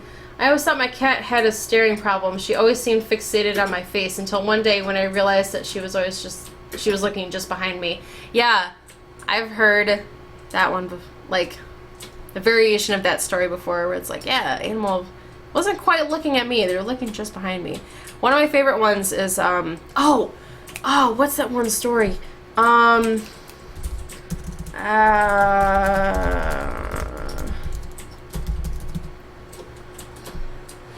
Yes. Yes. Okay, this is one of my favorite stories of all time. Here we go. There was a hunter in the woods who, after a long day hunting, was in the middle of an immense forest. It was getting dark, and having lost his bearings, he decided to head in one direction until he was clear of the increasing oppressive foliage. After what seemed like hours, he came across a cabin in a small clearing. Realizing how dark it had grown, he decided to see if he could stay there for the night. He approached and found the door ajar. Nobody was inside. The hunter flopped down on the single bed, deciding to explain himself to the owner in the morning. As he looked around the inside of the cabin, he was surprised to see the walls adorned by several portraits, all painted in incredible detail. Without exception, they appeared to be staring down at him, their features twisted into looks of hatred and malice. Staring back, he grew increasingly uncomfortable. Making a concerted effort to ignore the many hateful faces, he turned to face the wall, and exhausted, he fell into a restless sleep. The next morning, the hunter awoke. He turned, blinking in unexpected sunlight. Looking up, he discovered that the cabin had no portraits, only windows. That is one of my favorite stories of all time. Like, I have that sort of fear of... You should save some of these so you can read them again some other day. Yeah, maybe. Because there's going to be other people who won't be on next time. I know. And they're going to want to hear ones that you're good at reading. That's one of my favorites, though. It's called The Portraits. So good. Like, that fear of people watching you, and it's just like, oh, like the fact that he's looking up and he's like, oh, these are portraits, and they're all staring at me. Oh, they're not portraits, they're windows. People were looking at me in the middle of the woods, in the middle of the night, looking at me with hatred and malice. Like, you know what I should do? I should find those old books. What were they called? The books with the creepy illustrations in them.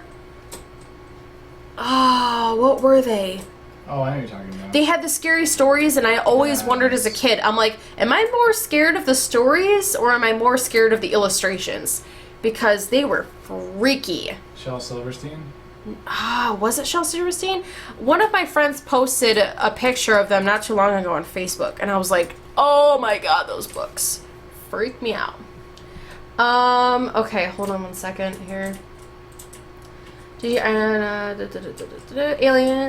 a cat, teacher Anna's. It's super creepy. We read it the past school year, and I was in grade 7. Plus, you should read The Lottery by Shirley Jackson. I've read The Lottery before. Yeah, that's a must read. I like that one. I have a flash fiction link. Kind of scary. Okay, Trevor, I will permit you to post one more link.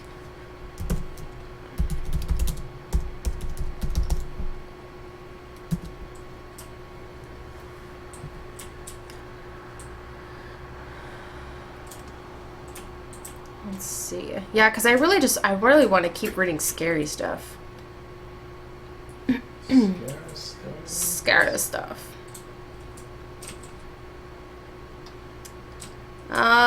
Let's see. Oh, that's a creepy picture.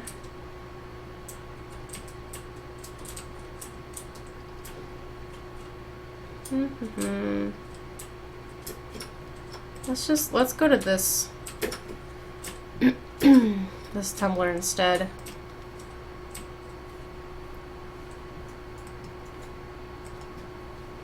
Okay.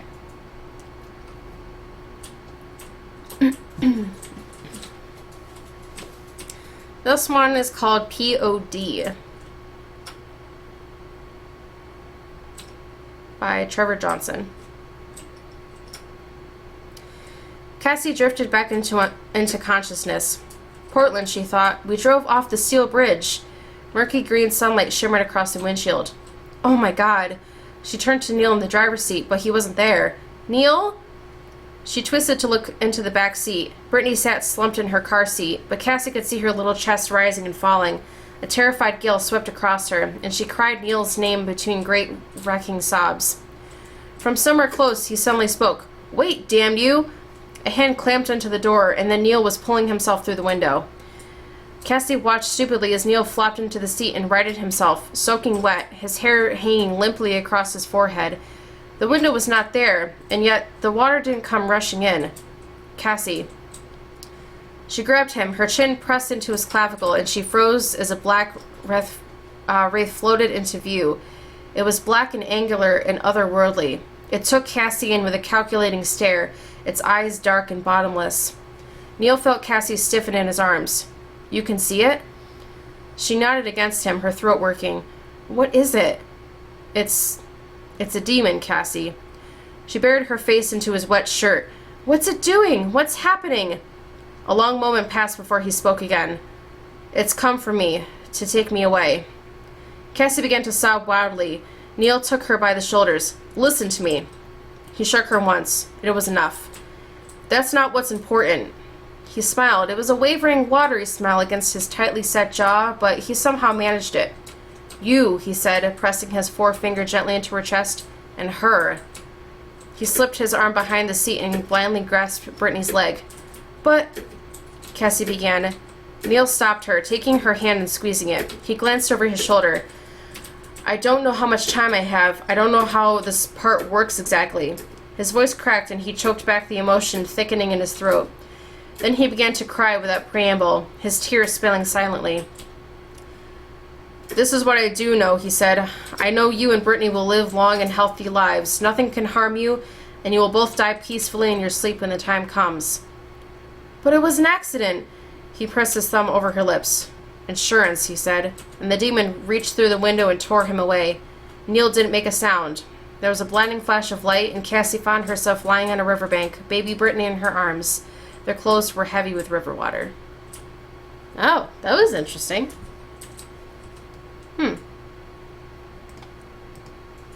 Interesting. Alien, I woke up to hear knocking on glass. At first I thought it was the window until I heard it come from the mirror again. Oh yeah, I like that one too.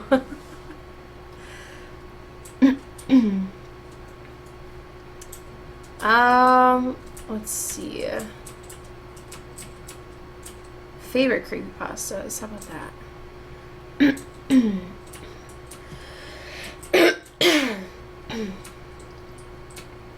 Man,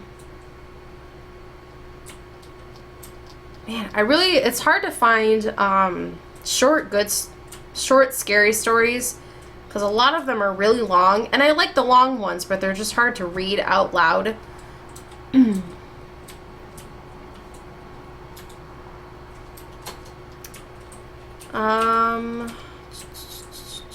Let's see. I'm trying to find one that isn't super long.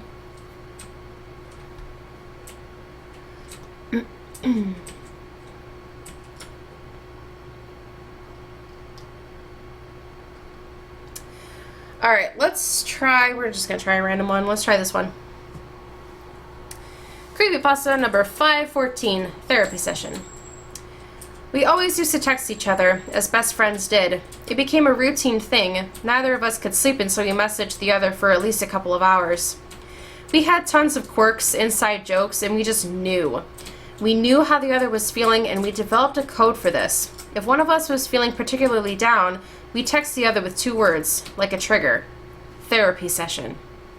If the other person felt up to diagnosing or comforting them, they'd have to text back with, "The doctor will see you now." If they didn't feel like listening, they'd have to text, "The doctor is out of commission."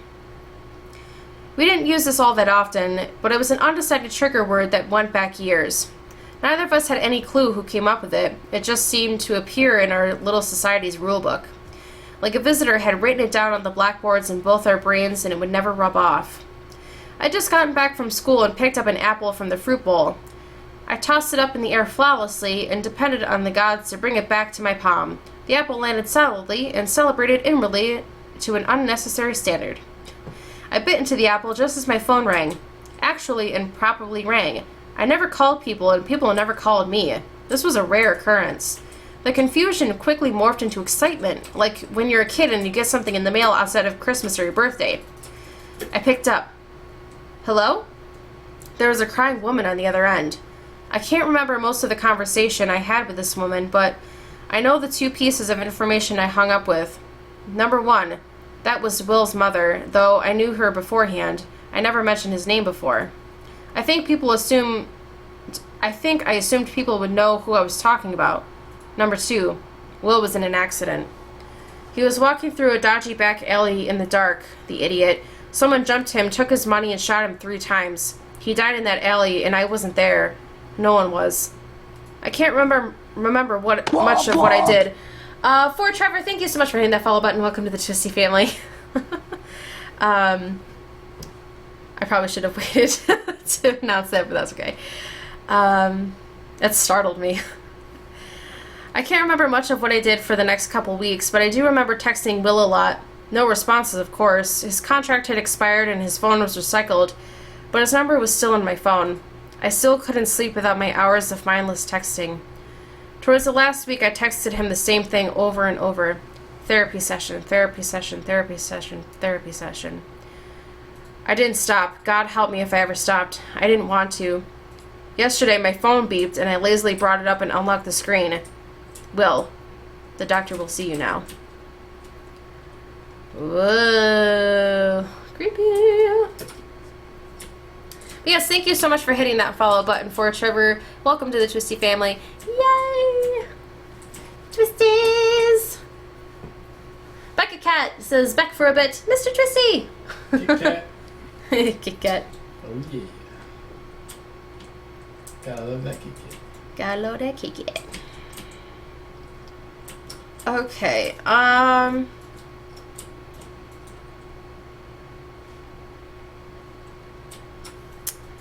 let's see. I'm trying to find some really good ones. Maybe I'll read one of the first ones here. Favorite creepypastas.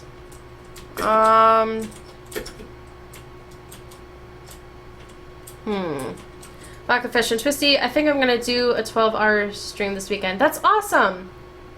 That would be so cool. I will definitely try to catch it, Vodka. I would love to. I've never done a 12-hour stream. I'd really like to, but I don't know. What's the longest you've done? Longest I've done was probably like 8 hours, so I could probably do a 12-hour stream, but it'd have to be one of those things where I'd have to plan it out, take lots of breaks, that sort of thing. Oh, you're nervous? Oh, why are you nervous, Vodka? You shouldn't be nervous. It'll be fun. It'll be fun. It'll be fun, she says. It'll be great.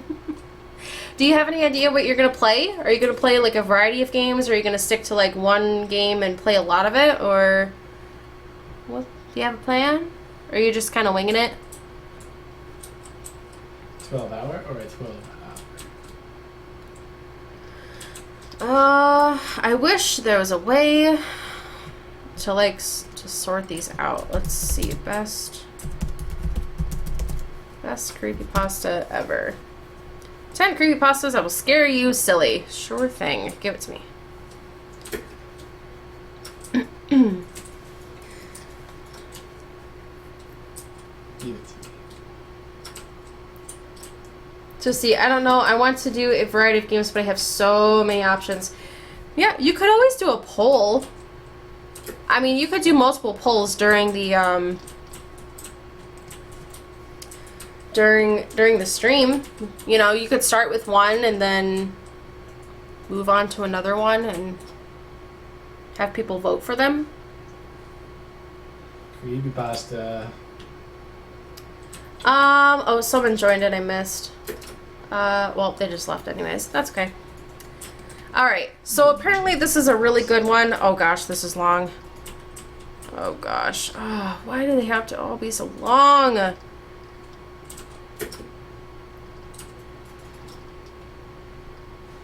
what she said.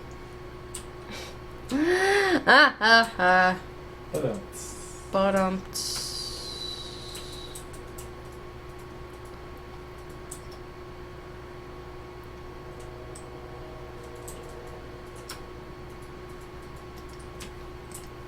Alright, let's try... Oh, this one's nice and short. Let's do this one. Like a cat. The Rake is creepy. Oh. Yeah, I'll try to read The Rake. I've heard of that one. We'll do it after this. This one's called The Statue. A few years ago, a mother and father decided they needed a break, so they wanted to head out for a night on the town. They called their most trusted babysitter. When the babysitter arrived, the two children were already fast asleep in bed, so the babysitter just got to sit around and make sure everything was okay with the children. Later that night, the babysitter got bored and went to watch TV, but she couldn't watch it downstairs because they did not have cable downstairs. Parents didn't want the children watching too much garbage. So she called them and asked them if she could watch cable in the parents' room. Of course, the parents said it was okay, but the babysitter had one final request. She asked if she could cover up the angel statue outside the bedroom window with a blanket or a cloth because it made her nervous. The phone line was silent for a minute, and the father who was talking to the babysitter at the time said, "Take the children and get out of the house and call the police. We don't own an angel statue." The police found both of the children and the babysitter slumped in pools of their own blood within 3 minutes of the call. No statue was found. Ooh. That reminds me of a similar one. But I think it concerns a clown. Like, it's the same kind of thing where it's like a babysitter is watching some kids and they're like, "Oh, can I, like, get rid of this creepy clown statue in your room?" And the parents are like, "We don't own a creepy clown statue."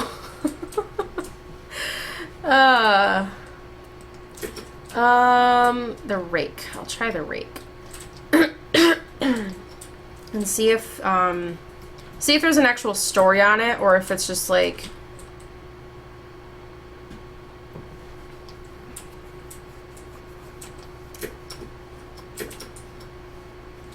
Oh, I've seen that GIF before.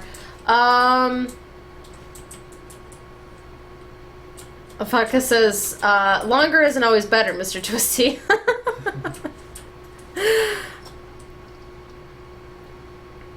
I was gonna say, the rake is supposed to be like a local thing for us. Like, it's supposed to be like upstate New York. Yeah. Yeah.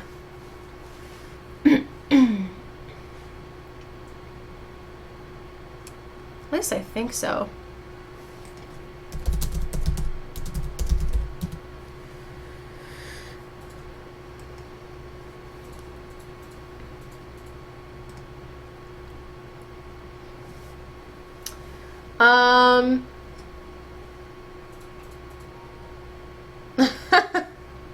Too late. Yeah, too late, vodka. Okay. The rake. This is just like from the wiki, so I don't know if there's an actual story, but we'll just read it. During the summer of 2003, events in the northeastern United States involving a strange human-like creature sparked brief local media interest before an apparent blackout was enacted. Little or no information was left intact, as most online and written accounts of the creature were mysteriously destroyed. Primarily focused in rural New York State, and once found in Idaho, self-proclaimed witnesses told stories of their encounters with a creature of unknown origin. Emotions ranged from extremely traumatic levels of fright and discomfort to an almost childlike sense of playfulness and curiosity. While their published versions are no longer on record, the memories remained powerful. Several of the involved parties began looking for answers that year. In early 2006, the collaboration had accumulated nearly 24 documents dating between the 12th century and present day, spanning 4 continents. In almost all cases, the stories were identical. I've been in contact with a member of this group and was able to get some excerpts from their upcoming book. Becky says, I don't think you wanted to woo-woo about that, Twisty. Maybe I do. Maybe I want to see the rake. Oh, look, there it is, right outside the window. Just kidding. What? There's a full moon out tonight. Ooh, creepy. Okay. A suicide note, 1964. As I prepare to take my life, I feel it necessary to assuage any guilt or pain I have introduced through this act. It is not the fault of anyone other than him. For once I awoke and felt his presence, and once I awoke and saw his form. Once again I awoke and heard his voice and looked into his eyes. I cannot sleep without fear of what might next awake to experience. I cannot ever wake. Goodbye. Found in the same one box were 2 empty envelopes addressed to William and Rose, and 1 loose personal letter with no envelope. Dearest Linny, I have prayed for you. He spoke your name. A journal entry translated from Spanish, 1880.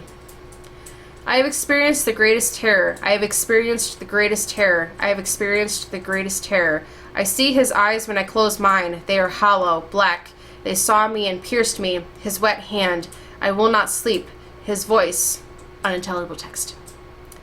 A Mariner's Log, 1691. He came to me in my sleep. From the foot of my bed I felt a sensation. He took everything. We must return to England. We shall not return here again at the request of the rake. From a Witness, 2006. 3 years ago, I had just returned from a trip from Niagara Falls with my family for the 4th of July. Ooh. We were all very exhausted after a long day of driving, so my husband and I put the kids right to bed and called it a night.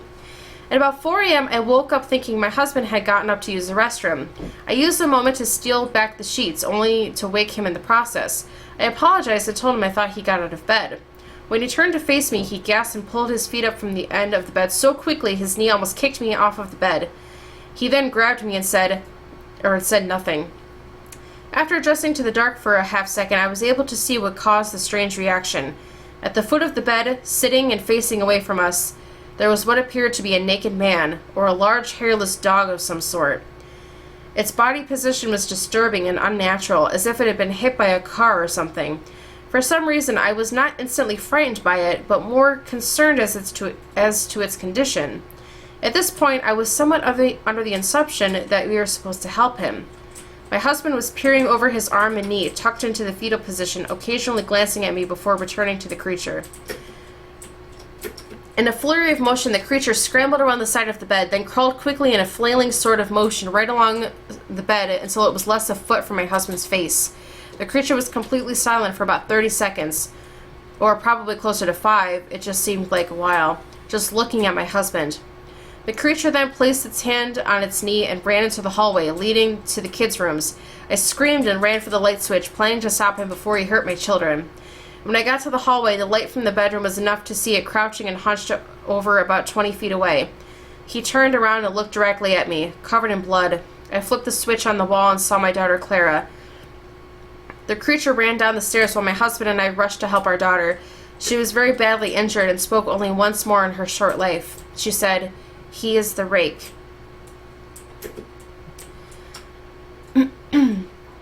My husband drove his car into a lake that night while rushing our daughter to the hospital. They did not survive. Being a small town, news got around pretty quickly. The police were helpful at first, and the local newspaper took a lot of interest as well. However, the story was never published, and the local television news never followed up either. For several months, my son Justin and I stayed in a hotel near my parents' house. After we decided to return home, I began looking for answers myself. I eventually located a man in the next town over who had a similar story. We got in contact and began talking about our experiences. We knew of 2 other people in New York who had seen the creature we now refer to as the rake. It took the 4 of us about 2 solid years of hunting on the internet and writing letters to come up with a small collection of what we believe to be accounts of the rake. None of them give any details, history, or follow-up. The journal had an entry involving the creature in its first 3 pages and never mentioned it again. A ship's log explained nothing of the encounter, saying only that they were told to leave by the rake. This was the last entry of the log. There were, however, many instances where the creature's visit was one of the series of visits with the same person. Multiple people also mentioned being spoken to, my daughter included. This led us to wonder if the rake had visited any of us before our last encounter. I set up a digital recorder near my bed and left it running all night, every night, for 2 weeks. I would tediously scan through the sounds of me rolling around in my bed each day when I woke up. By the end of the 2nd week, I was quite used to the occasional sound of sleep while blurring through the recording at 8 times the normal speed. This still took almost an hour every day. On the first day of the 3rd week, I thought I heard something different. What I found was a shrill voice. It was the rake. I can't listen to it long enough to even begin to transcribe it. I haven't let anyone listen to it.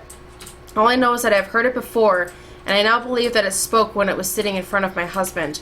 I don't remember hearing anything at the time, but for some reason the voice on the recorder immediately brings me back to that moment. The thoughts must have gone through my daughter's head, made me very upset. I have not seen the rake since he ruined my life, but I know that he has been in my room while I sleep. I know and fear that one night I'll wake up to see him staring at me. Becca Cat says, I hear ghost typing. Is that me? Yeah. Oh. Mr. Twisty's, Sorry, I'm playing a game. yeah, his keyboard's a little loud.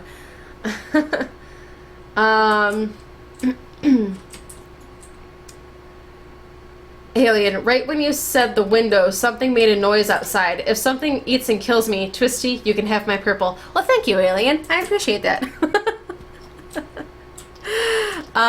Reading that reminded me of another story that I read as a kid that freaked me out, and I'm trying to remember what a phrase was in the story.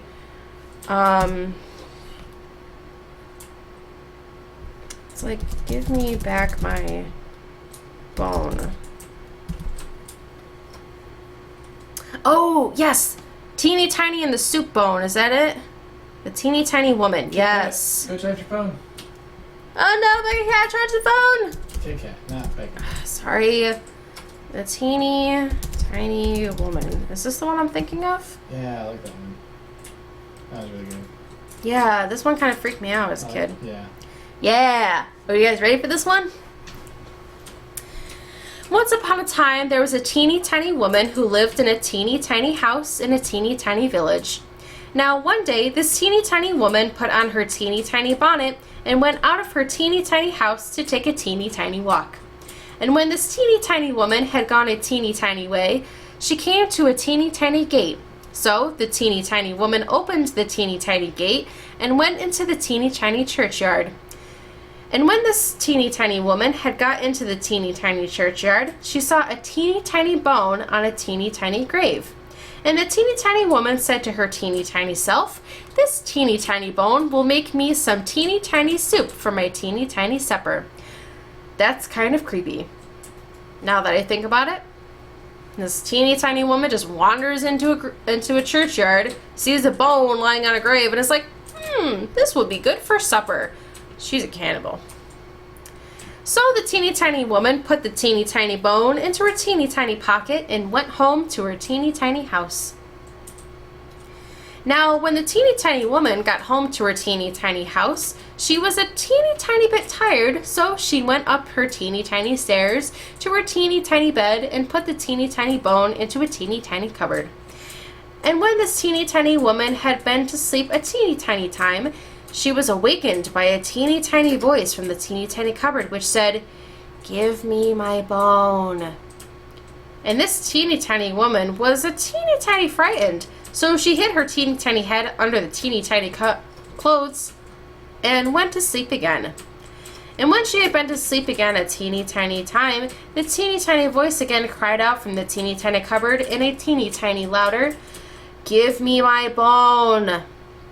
This made the teeny tiny woman a teeny tiny more frightened, so she hid her teeny tiny head a teeny tiny further under the teeny tiny covers. And when the teeny tiny woman had begun to sleep again a teeny tiny time, the teeny tiny voice from the teeny tiny cupboard said again in a teeny tiny bit louder, "Give me my bone." And this teeny tiny woman was a teeny tiny bit more frightened, but she put her teeny tiny head out of the teeny tiny clothes and said in her loudest teeny tiny voice, "Take it." I feel like that story's supposed to be longer. Praymander, hello! Whoa, Zoldrax went turbo! Zold is a turbo man. Zold is a teeny tiny turbo man. I feel like that story is supposed to be longer. Maybe it's not. Yeah. I feel like it was supposed to be a lot longer. I guess not. But there's another one where this man goes out hunting in the woods and then there's something at the edge of his bed. Zoldrax says, "Now I'm a turbo cyborg." Oh, yes. Oh, yes. Ah, what is that one story? He has like a dog with him. He goes out hunting with his dog or something. I remember it being illustrated because I had the book as a kid. Gosh, what is it? She's a widow, Harry. Praymander said, "How did she know I was here?" Magic. Psychic. And all those things. You are more than welcome to lurk if you want to. I was just saying hello. Lurker. Becky Cass says, "Praymander, she's a wizard." Oh my gosh. No. If you want to believe I'm a wizard, then you are more than welcome to do that. Because I would appreciate that. That would be awesome. You're a wizard, Twisty. Yeah, a wizard. You're a wizard, Twisty. Gosh, what is the name of that story that I'm thinking of? That's there. The one I'm talking about, I've been talking about. It's like this guy goes out hunting in the woods and he kills something. He kills an animal. And in the middle of the night, he like goes to sleep in a cabin and there's something at the edge of his bed and it keeps creeping closer and closer to him. Praymander, I'm a stranger here. I'm new. Yes, I know that you're new, Praymander. Hi! Welcome to the stream, my friend. I hope you're enjoying yourself. This is Storytime with Twisty. I'm reading some scary stories right now because it is that time of night. It is creepypasta time. Yes, but welcome to the stream. I hope you're enjoying yourself. I am trying to think of a story that I read as a kid and I cannot think of what it's called. And I guess I could Google search it, but I don't know what I would even look for. Praymander! Oh my gosh, that startled me. Thank you so much for hitting that follow button. Welcome to the Twisty family. That is not supposed to be scary, but it startled me. Okay, what is the name of that story?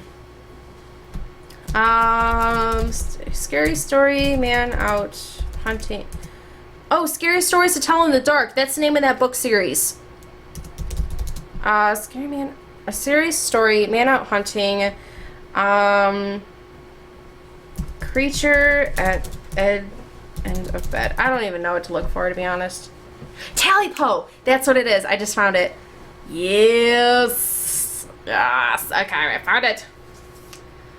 Vodka. Oh, my Amazon Prime just went out. Life is over as I know it. Oh, no. No, not the Amazon. Not the Amazon Prime. No. I don't even have it. Mr. Twisty has it, though. Oh, yeah. Oh, yeah. He used that all the time. Becca Cat says, now Zoldy and Vodka match. Oh, the turbo. He's gone turbo. Prey Matter says, I scared you with Cartoon Network's Pearl. Yeah, it's Pearl from Steven Universe. Well, actually, no. Womp womp. It's not Pearl. It's actually Amethyst shape-shifting as Pearl. So, it's actually Amethyst. Womp womp. Vodka says, I live off of Amazon. Amazon is the bomb.com. Not really. It's actually Amazon.com, but you know what I mean. Close enough. Okay. We're going to read Tally-po because this story I used to read as a kid all the time and I regretted reading it every time, but I still did it anyways. So good. Are you ready? Tally-po. It's based off of an old folk tale from North America. There was an old man who lived alone in the middle of the forest. He had 3 loyal hunting dogs to keep him company on the long, lonely nights. Nobody knew his real name, but most folks just called him Smitty. He loved hunting, fishing, and the great outdoors. Years ago, Smitty had quit his job, packed his belongings, and moved out to a nice little cabin he had built himself way back in the woods. It wasn't very big, but it was just big enough for him. The cabin only had 2 rooms. One he used for a bedroom, and the other was a kitchen. He had built himself a nice big open fireplace where he could cook his food and warm his body on the chilly winter nights. He planted himself a nice little vegetable garden by the side of the house, and he would go out every day and hunt rabbits and fish. During the warm months, Smitty had no problem catching as much small game as he needed, but in the colder months it became a little more difficult to keep his stomach full. One cold winter night, the old man went out to his storage shed to see what he could find for dinner. All he found was a small piece of fatty meat and a handful of moldy potatoes. He had to make do with what was there, so he cooked it and gobbled it down. Smitty was still a little hungry, but there wasn't much he could do about that. So, despite the protests of his grumbling stomach, Smitty stoked the fire in the fireplace to keep the cabin warm, and he went to bed. He was just about to fall asleep when he heard something in the room. He opened his eyes and saw a shadow creeping across the wall. He slipped quietly out of bed and tiptoed into the other room. There, he saw the oddest-looking creature he had ever seen. It was short and stubby with pointed ears and short, fat feet with long claws, and it had a long, bushy tail. There were no open doors or windows, so Smitty was confused as to how the funny-looking thing had gotten in. He quietly picked up his axe and, creeping silently over to the odd critter, he brought it down squarely on its big tail. The creature let out a loud screech and escaped through a big hole in the wall. The old man was left standing there with his long, bushy tail and a bloody axe clutched in his hand. Smitty was about to throw the old tail out the door when his growling stomach reminded him of how hungry he still was. So he looked at that tail, cleaned it, cooked it, and ate it. It didn't taste that bad. It kind of tasted like chicken. With his stomach finally full, Smitty got back into his warm, cozy bed. Smitty had just drifted off into a deep sleep when a strange sound awakened him. It sounded like something trying to scratch its way into the cabin.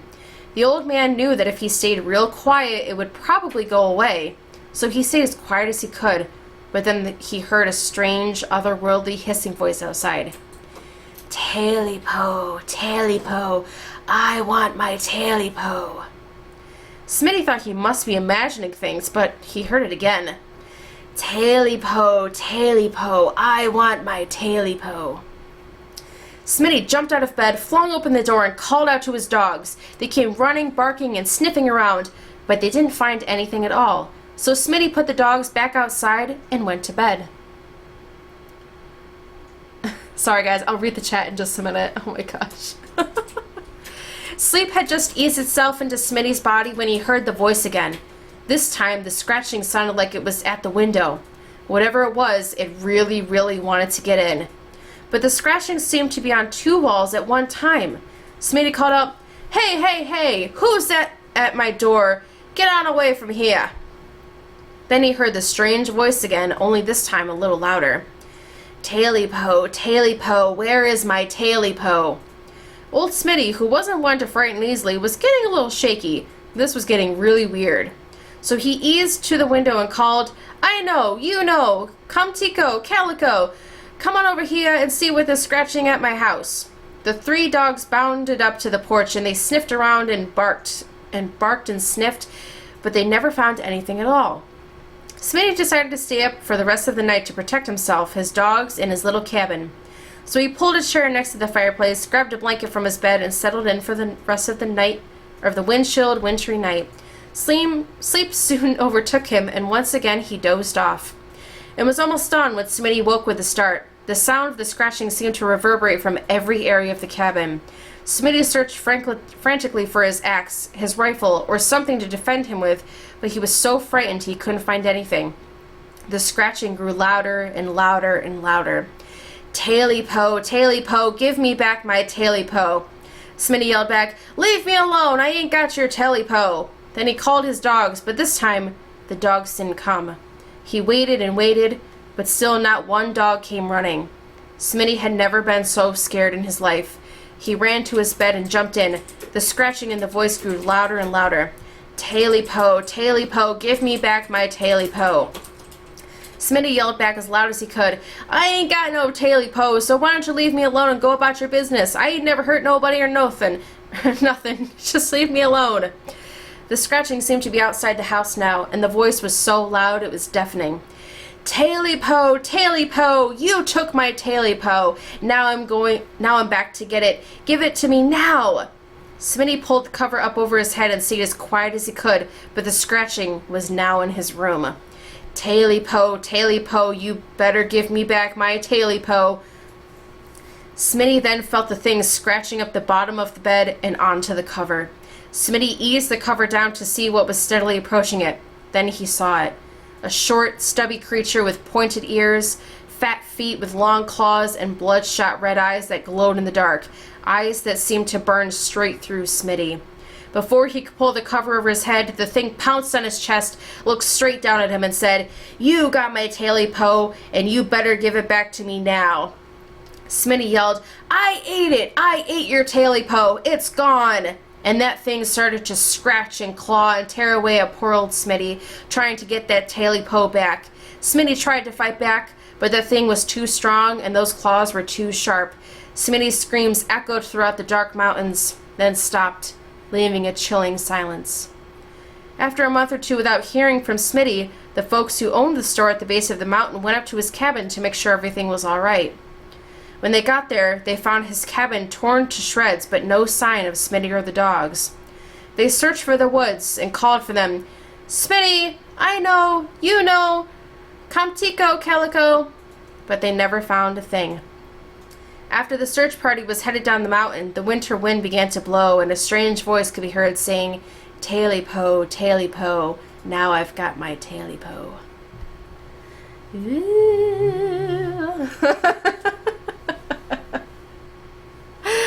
Oh, man. Okay. I have to catch up on the chat here. Catch up on the chat. Catch up on the chat. Mustard on the chat. Catch up on the chat. Mustard on the Hi, chat. Super Skux. Oh my gosh, so much is happening.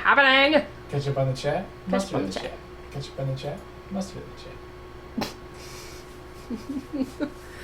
the chat. Vodka, you can buy groceries from Amazon. Not sure I would want to, though. Oh, you used to work at Amazon, Becca Cat? Oh, I'm so jealous. Zoldrex's vodka fashion. I would. I need to eat the booty like groceries. Gotta eat the booty like groceries. How are you doing, Super Skux? I'm sorry I didn't say hi to you right away. I was reading the story. But I'm doing good. Alien, I mean, who wouldn't vodka? You can order milk and get it in 2 days. 2 days! Premander, Stephen King's It Made Me Afraid of Clowns.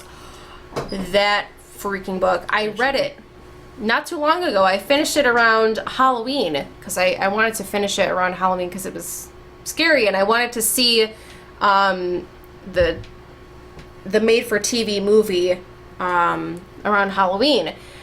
That book is terrifying. If you ever get a chance to read Stephen King's It, it's very long and it does take a long time to get into, but it's so worth it. It is so incredibly worth it. Oh my gosh.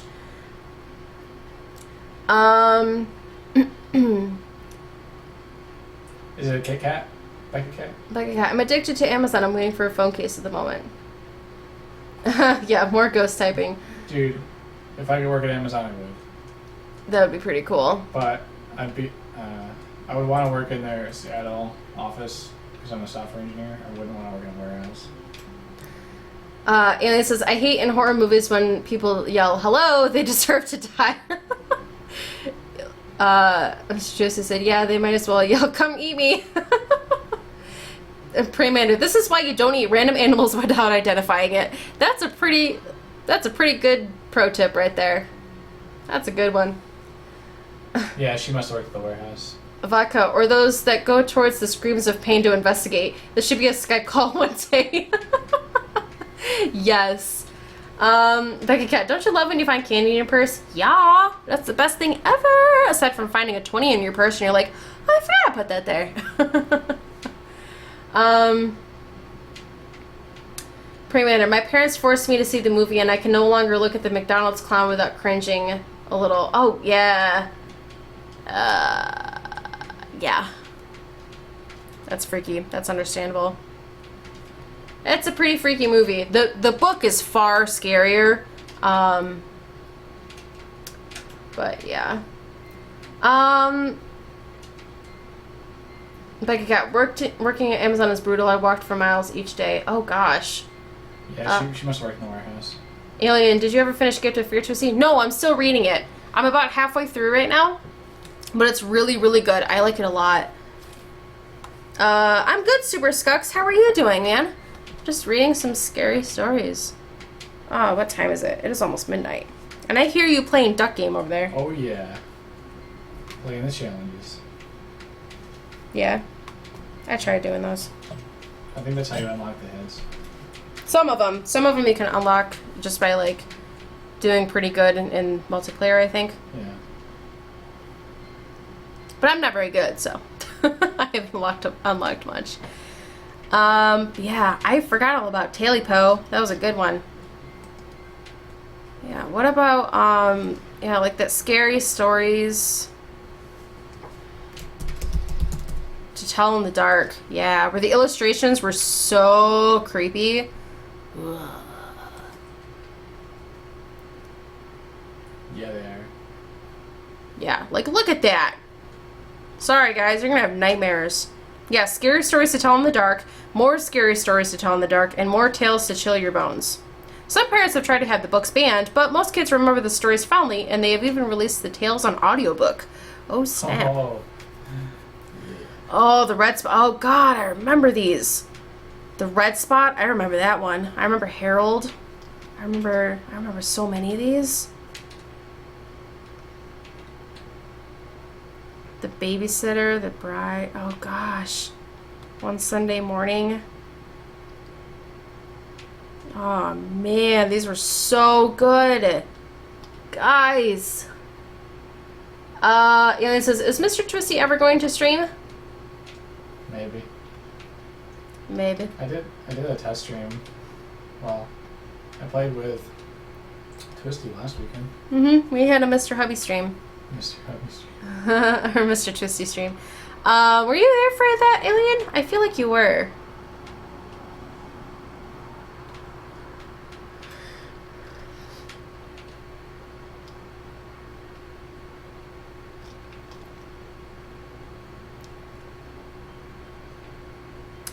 Alright, let's tell Alien. Hazel is sleeping right next to me tonight. She's not leaving my sight. Alright, let's read The Babysitter. Scary story based on an urban legend. Version of this tale appeared in Scary Stories to Tell in the Dark. There was a young girl who was in need of a job. Was able to find work as a babysitter for a couple who lived in a large, isolated old house. They were going out to see a movie that night and left the teenage babysitter in charge of their 3 young children. The babysitter put the children to bed when it got late and then went downstairs to watch some television. She was just getting comfortable when she heard the phone ringing. When she answered it, all she heard was heavy breathing followed by a man's voice asking, "Have you checked on the children?" Freaked out, she hung up the phone, trying to convince herself that it was just someone playing a practical joke on her. She went back to watching television, but about 15 minutes later, the phone rang again. She picked up the receiver and heard hysterical laughter from the other end of the line. Then the same voice asked, "Why haven't you checked on the children?" The babysitter slammed on the phone. The poor girl was frightened out of her wits and immediately called the police. The operator at the police station told the babysitter that if the man called again, she should try to keep him talking. That would give the police time to trace the call. A few minutes later, the phone rang a 3rd time, and when the babysitter answered it, she heard the heavy breathing again. The voice on the line said, "You should really check on the children." Sorry, there's like a bug flying right in front of the cam. The babysitter listened to him laughing hysterically for a long time. Then she hung up the phone again, and almost immediately, it rang again. This time it was the operator from the police station who yelled, "Get out of the house right now! The calls are coming from the upstairs phone." The babysitter dropped the phone in shock, and suddenly she heard heavy footsteps walking down the stairs. Without pausing for a second, she ran out of the house as fast as her legs would carry her. Just as she closed the front door behind her, a man's hand slammed against the glass. She screamed and ran out to the street just as the police car was pulling up. The police searched the house and found the 2 children upstairs hiding in a closet, crying uncontrollably. In the parents' bedroom, they found a bloody axe lying on the floor next to the upstairs phone. The back window was wide open and the curtains were blowing in the breeze. There was no sign of the madman who had made the phone calls. He had escaped into the night when the police arrived and managed to interrupt his horrible plan to kill the 2 children and the poor babysitter. Wait a minute. The beginning of the story said that there are 3 children. Something's not right. Something's not right with this story. The beginning, it says, they're going out to see a movie that night and left the teenage babysitter in charge of their 3 young children. But then at the end, it says there's 2 children. The other child is the killer! Plot twist. I have no idea. I think there's just something wrong with this story. But yeah, I used to read those in middle school. Yeah, they were awesome, weren't they? The illustrations were so... I think the illustrations creeped me out more than the stories did. I don't... Alien, I don't remember it. When was it? When was... Oh, when was the stream with Mr. Twisty and I? That was last Saturday. If that's what you're asking, Alien. Vodka, this reminds me of reading Goosebumps books. Yeah, Goosebumps. I didn't read a whole lot of Goosebumps books because my parents didn't want me reading scary stuff. So I read Choose Your Own Adventure books. Those were awesome. Premander, I don't like that babysitting. There are so many possibilities that can go wrong and this story can prove it. Yeah, babysitting can be scary. I used to babysit. Premander, maybe the 3rd child wanted to kill the family. Vodka, what a twist. I know, right? I'm like, something's not right here. Oh, high beams. Oh, this is a classic. As the woman drove down a deserted highway, she noticed a lone pair of headlights quickly approaching her car from behind. When the car came closer, she noticed that it was going to overtake her. The car drew up beside her, but then the driver suddenly swerved back behind her car. She started getting nervous and kept an eye on the strange car in her rearview mirror. He pulled up dangerously close to her rear bumper and began flashing his high beams at her. The headlights dimmed for a moment, but then the high beams flashed again and the car behind her surged forward. The car followed her very closely, and on tight curves or over hills, he would flash his beams on and off. The frightened woman struggled to keep her eyes on the road and fought the urge to keep looking at the car behind her.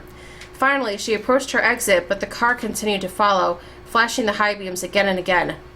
The terrified woman took out her mobile phone and dialed 911. When the operator answered, the woman screamed into the phone, "A car is following me. He keeps tailgating and blinking his lights at me." The woman gave her address, and in a few minutes she saw the red and blue lights of a police car in the distance. She breathed a sigh of relief as she pulled into her driveway, but suddenly the strange car pulled into the driveway behind her and began blinking its lights on and off like a maniac. The police car screeched to a halt on the woman's front lawn, and the two police officers jumped out with their guns drawn. They pulled the man out of the strange car and forced him to lie face down on the lawn. Then they handcuffed him as he screamed, "There's someone in her car! There's someone in her car!" The two policemen suddenly pointed their guns in the woman's direction and fired. The woman screamed, but when she turned around, she saw the bloody corpse of a murderer fall out of her back seat. There was a large butcher knife still clasped in his cold, dead hand. Okay, I'll critique this story at the end. The police searched her back seat and found duct tape, a blindfold, and a pair of handcuffs lying there. The woman realized that the man in the strange car had been trying to save her. When the police reached him, he explained that as he pulled up behind her car and his headlights lit up her back seat, he had seen a man with a butcher knife rising up behind her. Just as the madman was about to stab her, he flashed his high beams and the figure crouched back down. "I flashed my high beams every time I saw him raise the knife," he said. Yeah, that one's Awesome. that one's a classic. I remember that one a lot. But I do have to say something. This is not quite the same story that I remember reading as a kid. Usually it was like she pulls into her front lawn. Her parents come running out because they're like, "Why did you pull in so quickly?" And then he pulls in behind her and he just like runs up to her car, which makes it scarier because he's like running towards her and she's like, "Oh my God." And then he opens her door and like pulls the guy out. And it's just like, whoa. So the murderer isn't killed in the original story that I read. And also, the policemen suddenly fired their guns in the woman's direction. First of all, that's not a very good idea. Police officers would probably not do that if they were trained correctly. Second of all, so they shot at her, or they shot at him and fired, and she saw the bloody corpse of a murderer fall out of her back seat. There was a large butcher knife still clasped in his cold, dead hand. I'm sorry. As soon as someone dies, they don't immediately just turn cold. Like, that's not how it works. I'm sorry, but that's a critique I have in the story. Like, it's not like he said, it's like, "Oh, I'm cold." Like, they're still warm for a good, I don't even know how long. It's like at least an hour. Like, but anyways, that's just a critique here. Alien, yeah, I wasn't there. Darn. When I'm gone, I miss everything. Oh, that's right, you were on your trip, Alien. Oh my gosh, I totally forgot. Yeah, we had a couch stream. It's a highlight if you want to look at it. I think it's also on YouTube if you want to check it out. But basically, it's just Mr. Twisty and I sitting on the couch playing games, like Duck Game and what else did we play? Castle Crashers, Towerfall Ascension. We attempted Gang Beasts, but it didn't really work on my computer very well. What else did we play? I don't remember now. But we played a bunch of games and it was a lot of fun.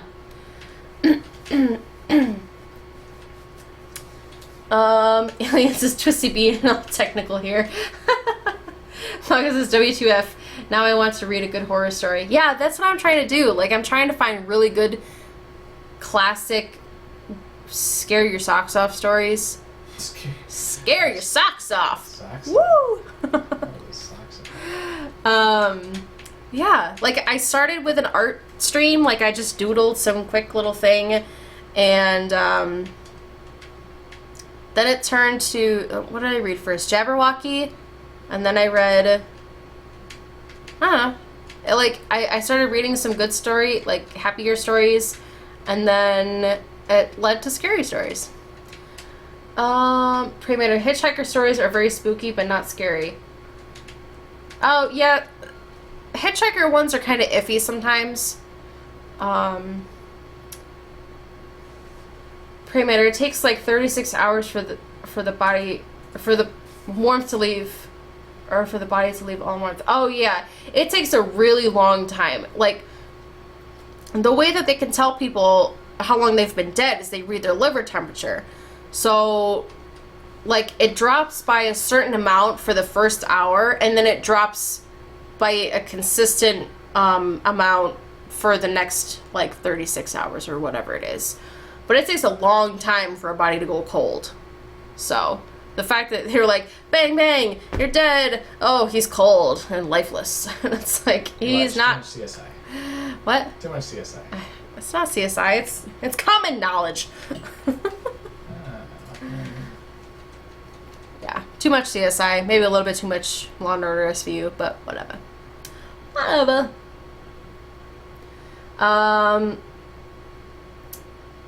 Jeff the Killer. Oh my god, I hate Jeff the Killer. I'm not gonna do that one because that will give me nightmares. Like, if I look at that picture, it freaks me out every freaking time. Alien said, here's a scary story. Oh gosh. A man had a dog, and that dog literally ate his socks off. The end. That was scary, Alien. Oh gosh. Vodka, are you afraid of the dark? Used to scare me all the time. Yeah. Are you afraid of the dark? Was that a TV show? Yep, Nick. I never watched it because I didn't have cable as a kid. I didn't watch it. Makes me sad. I think I saw one episode though. With you or something. Like, it was on TV, or I don't even remember.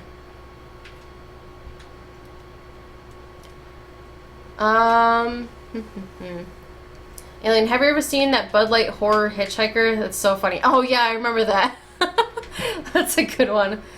Vodka, sounds like Scooby-Doo. Alien. Oh man. Yeah, I really like all these old stories that I used to read as a kid, and they were terrifying to me. Trying to think of some other really good ones. Like, I vaguely remember Harold.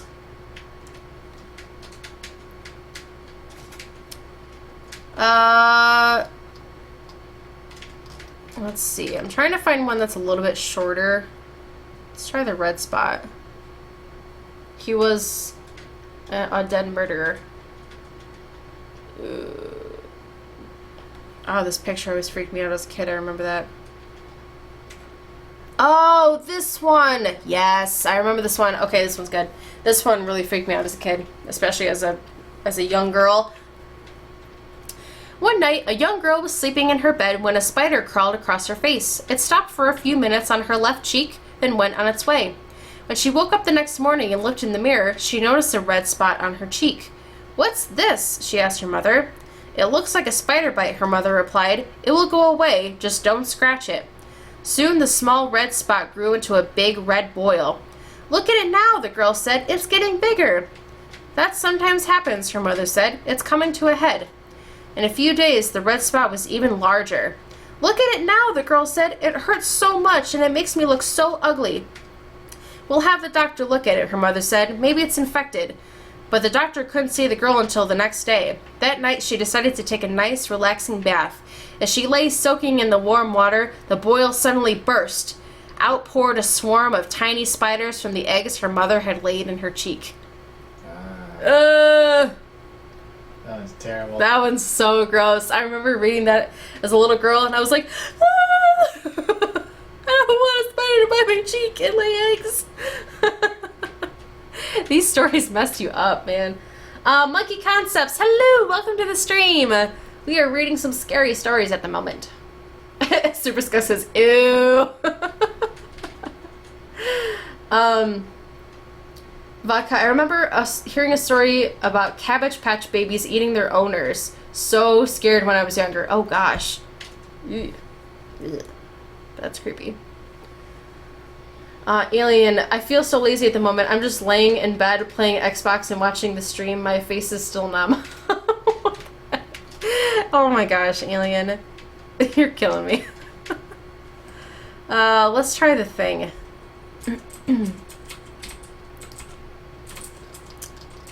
Alright, we'll read this one. There were 2 young boys named Trevor and Will. They spent most of their summer vacation hanging around town looking for things to do. One hot August night, the boys were sitting on a fence by the main road. There was a cornfield just across the road. Suddenly, Trevor spotted something in the field. In the darkness, it was difficult to make out, but he thought it looked like some kind of weird animal. He nudged his friend and pointed in the direction of the strange-looking figure. Will said he could see it too. He wasn't sure, but the mysterious thing seemed vaguely human. The next thing they knew, the thing was gone. The boys craned their necks and scanned the field with their eyes. Out of the blackness came the thing. It slowly walked over to the edge of the field before disappearing again. Trevor and Will looked at each other, puzzled. "What was that?" asked Will. "I have no idea," replied Trevor. No sooner had he said that than Trevor felt a clammy hand on his shoulder. He turned around and found himself staring directly into the hideous face of the thing. He let out a yell of terror and surprise. The rotting skin on the thing's face was coming off in places, revealing the bone underneath. For a moment, it just stared silently at Trevor with its dark, sunken eyes. Then it suddenly grabbed hold of his arm. Trevor felt its fingernails dig into his flesh as he wriggled out of its grasp. The 2 boys leaped off the fence and ran down the road, screaming in horror. They didn't stop running until they reached their homes. They tried to tell their parents and friends about the thing they had seen that night, but nobody believed them. When Trevor woke up the next morning, the scratches on his arm were still there. After a few days, they got worse and worse. Trevor got sick and his parents took him to see a doctor. After examining his arm, the doctor told the boy it was infected and gave him some pills to take. Unfortunately, Trevor's condition got worse and worse. The infection spread into his entire arm, and it wasn't long before his flesh was rotting and falling off. He was taken to the hospital, but no matter what the doctors did, no treatment seemed to work. The infection spread throughout his whole body. Trevor was confined to bed and started to waste away. It seemed like he was beyond help, and the days went by, he steadily grew worse and worse. His anguished parents could only sit at his bedside and cry as they watched their beloved son slowly rotting away before their eyes. On the day that Trevor finally passed away, Will came to the hospital to visit him. When the boy walked into the hospital room and saw Trevor lying in bed, he was horrified. His friend looked exactly like the thing. Ooh.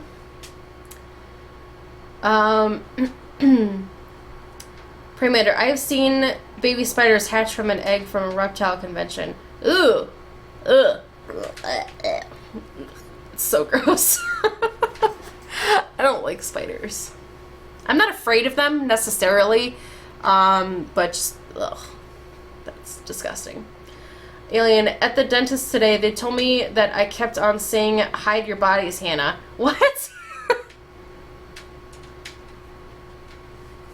What the heck, Alien? Too much laughing gas? What in the heck? He's probably out of laughing gas. Oh my gosh. Oh, fuck, I just posted a long one so I can't see. Hold on 1 second.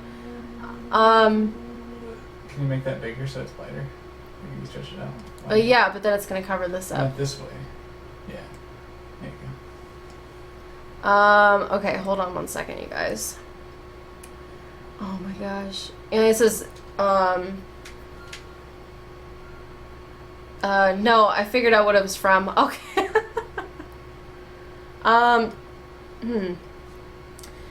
Vodka says, true story that happened here in St. Louis. There was a girl that had her hair done at a salon in an updo and kept complaining to her mom about headaches for about a day or two. The mom told the girl not to worry about it because it was just because her hair was too tight. The next day, the little girl was being persistent, saying that her head was hurting really bad. The mom took down her hair and found that a spider laid eggs in the girl's skull. The girl ended up dying by her head/skull being exposed, and the mom had a heart attack. Oh my gosh. Vodka, I'll try to find a link. This happened when I was in the 6th grade, I think. Holy crap. Ugh. How did it... Oh, gosh. Ugh. That's gross. Oh, that's nasty. Oh, that's nasty. That's nasty.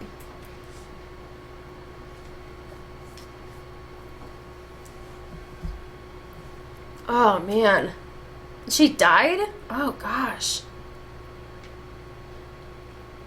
Because her skull was exposed? Oh, man. Ugh.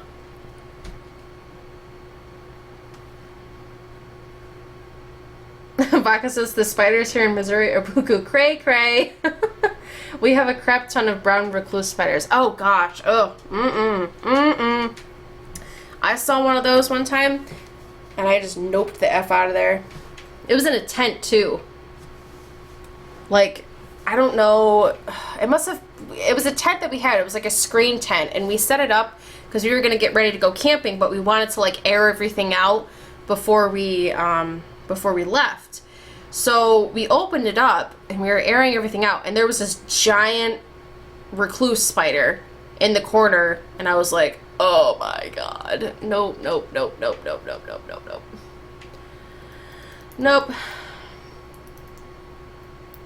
Vodka says kill everything with fire. Oh gosh. Well, Vodka, if I ever visit St. Louis, then you're gonna have to protect me from spiders. I don't do well with spiders. My sister is a lot worse. Like, if you mention spider, she's like, where? Oh my god.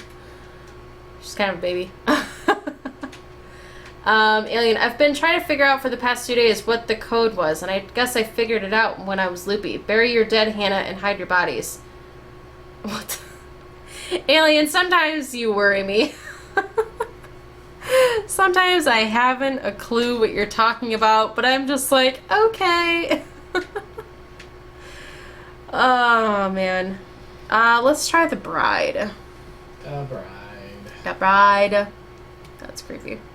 The bride of Chucky. Alright. A young couple got married, and after the wedding, they held a reception in the bride's grandmother's house. All their family and friends arrived, and they laughed, danced, and sang long into the night. After the wedding reception, the guests decided to play a game of hide and seek. Hide and seek at a wedding? What? Why didn't we do that? Oh, hide. Yeah, that's true. The groom covered his eyes and began counting to 100 while his new bride and the other guests ran out of the room looking for somewhere to hide. Eventually, the groom had found everyone except his beautiful bride. The other guests began calling out her name and searched everywhere for the young woman. They began to grow more and more uneasy when they couldn't find any trace of her. Eventually, they gave up searching, and everybody assumed that the girl had run away and left her husband. Oh, we can't find her. Well, guess she just left you. Sorry. As the weeks went by, the husband accepted that his beautiful bride must have had second thoughts about their marriage. He decided to forget about her and go on with his life. Okay. A few years later, a cleaning lady was dusting in the attic when she came across an old trunk. Out of curiosity, she opened it. Inside the trunk, she found the rotting corpse of a young woman, still dressed in a bridal gown. There was a wedding ring on one bony finger. It was the missing bride. She must have hidden in the trunk and accidentally locked herself inside. It was impossible to tell whether she had suffocated or starved to death, but her face was frozen in a silent scream. So the moral of this story is, don't play hide and seek on your wedding night. And don't hide in a trunk. Got it. You got it? Good? Okay. This has been The More You Know with Two Secrets. Oh gosh.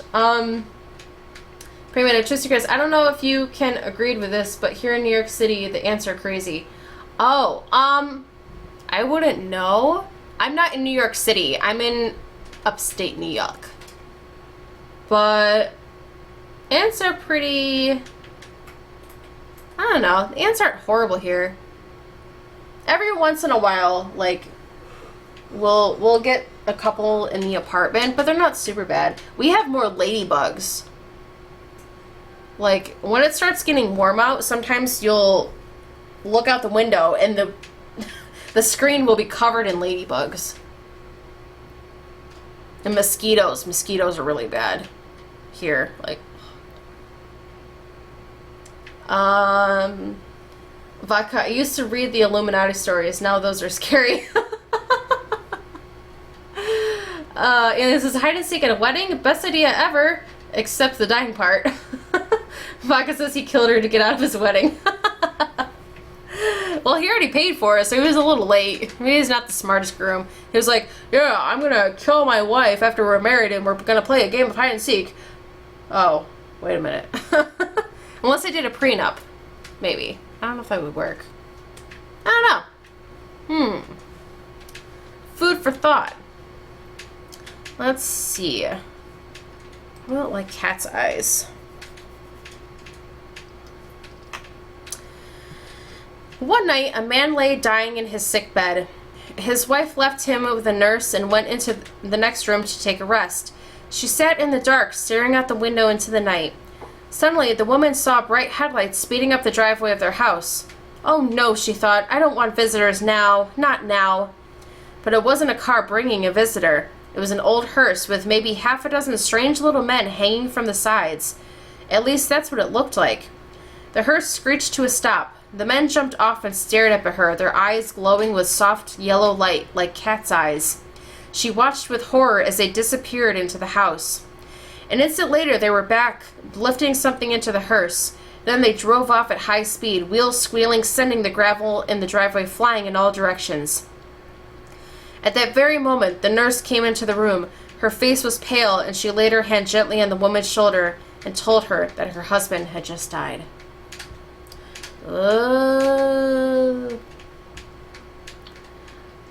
Alien says, hey, is vodka still here, Jack? Hit the road, Jack.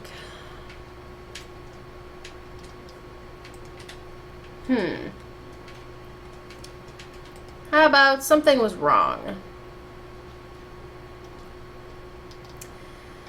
One morning, a man found himself walking along a deserted street in a small town. He had no idea what he was doing there or how he got there in the first place or where he had been earlier. He didn't even know what time it was. He saw a woman walking towards him and stopped her. I'm afraid I forgot my watch, he said with a polite smile. Can you please tell me the time? When the woman saw him, she screamed and ran away. The man was shocked. A few minutes later, he noticed that other people were afraid of him too. Whenever they saw him coming, they flattened themselves against a building, recoiled in horror, or ran across the street to stay out of his way. There must be something wrong with me, thought the man. I better go home as soon as possible. He hailed a taxi, but when the driver laid eyes on him, he floored the accelerator and sped away. This is crazy, the man said to himself. He couldn't figure out what was wrong, and he had no idea what was going on. All he knew was that he was scared and confused. Maybe my wife can come pick me up, he thought. He found a telephone and called home, expecting to hear his wife's sweet voice. Instead, a strange voice answered. Is Mrs. Sullivan there? He asked. I'm sorry, she isn't, the voice said. Her husband died a few days ago in a horrible car crash, and she's attending his funeral. Whoa. Becca Cat says, Mr. Twisty! Oh, because you said Kit Kat. Yes. Welcome back, Becca Cat. No, the stream will load. Oh no, Becca Cat, no! No, bad stream.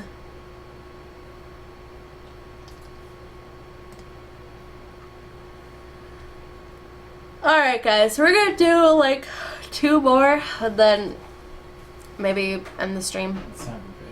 Yes, it's time for bed. It is almost 12:30. How about the guests?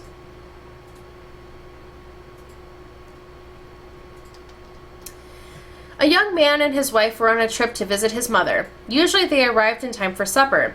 They had gotten a late start, and now it was getting dark. They decided to look for a place to stay overnight and go on in the morning. Just off the road, they saw a small house in the woods. Maybe they rent rooms, the wife said, so they stopped to ask. An elderly man and woman came to the door. They didn't rent rooms, they said, but they would be glad to have them stay overnight as their guests. They had plenty of room and they would enjoy the company.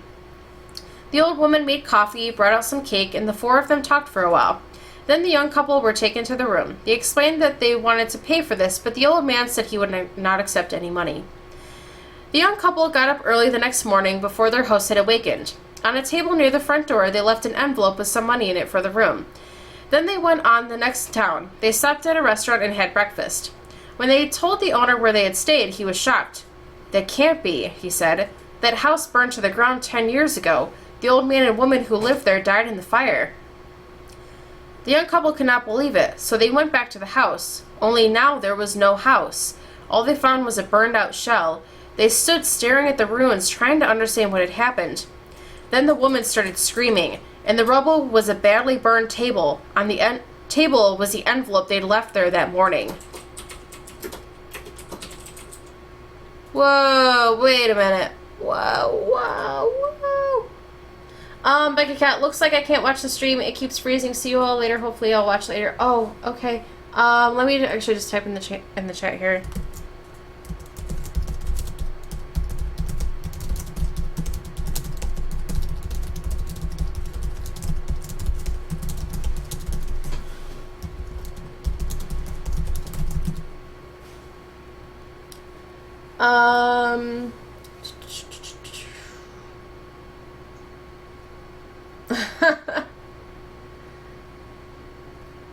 Yeah, I'm sorry, Becky Cat. I missed you. We miss you, Kit Kat. Alright, we're gonna do one more. Let's do Clinkety Clink. I think I remember this one a little bit, I think. The name sounds familiar. Bye, Becky Cat. Stay frosty. Let's type it in here. Is it Stay Frosty? Yes, it is. Okay, it just took a second. Stay frosty, my friend. Bye. There was a lonely old woman who got sick and eventually died. The end. I'm just kidding. She had no family, no close friends, so her neighbors got together and dug a grave for her. They asked the undertaker to make a coffin for her, and they dressed her up in her best clothes and laid her body out in her living room. When the old woman died, her eyes were wide open, staring at everything and seeing nothing. This disturbed the neighbors so much that they found 2 shiny silver coins on her dresser and put them on her eyelids to keep them closed. As was tradition at the time, they held a wake so that people could come by and pay their respects. The neighbors lit some candles and sat up with her corpse so that she would not be alone. The next morning, the gravedigger arrived to collect her body and take it to the cemetery. When he was about to start digging the grave, he opened the coffin and peered inside. When he saw the silver coins covering her eyes, he immediately snatched them and stuffed them in his pocket. Looking down at the dead woman, a chill ran down his spine. Her wide-open eyes seemed to be staring up at him, watching him as he stole her silver coins. It gave him a creepy feeling, so he grabbed a hammer and quickly nailed the lid on the coffin shut. Then he buried her as fast as he could. When the gravedigger got home, he put the 2 silver coins in a tin box and shook it, listening to the rattling sound. Try as he might, he couldn't forget those eyes staring at him. He placed the tin box on his mantelpiece. That night, it grew dark and the wind started blowing. The storm shook the house and rattled the windows. A cold wind whistled through the cracks in the walls and down the chimney.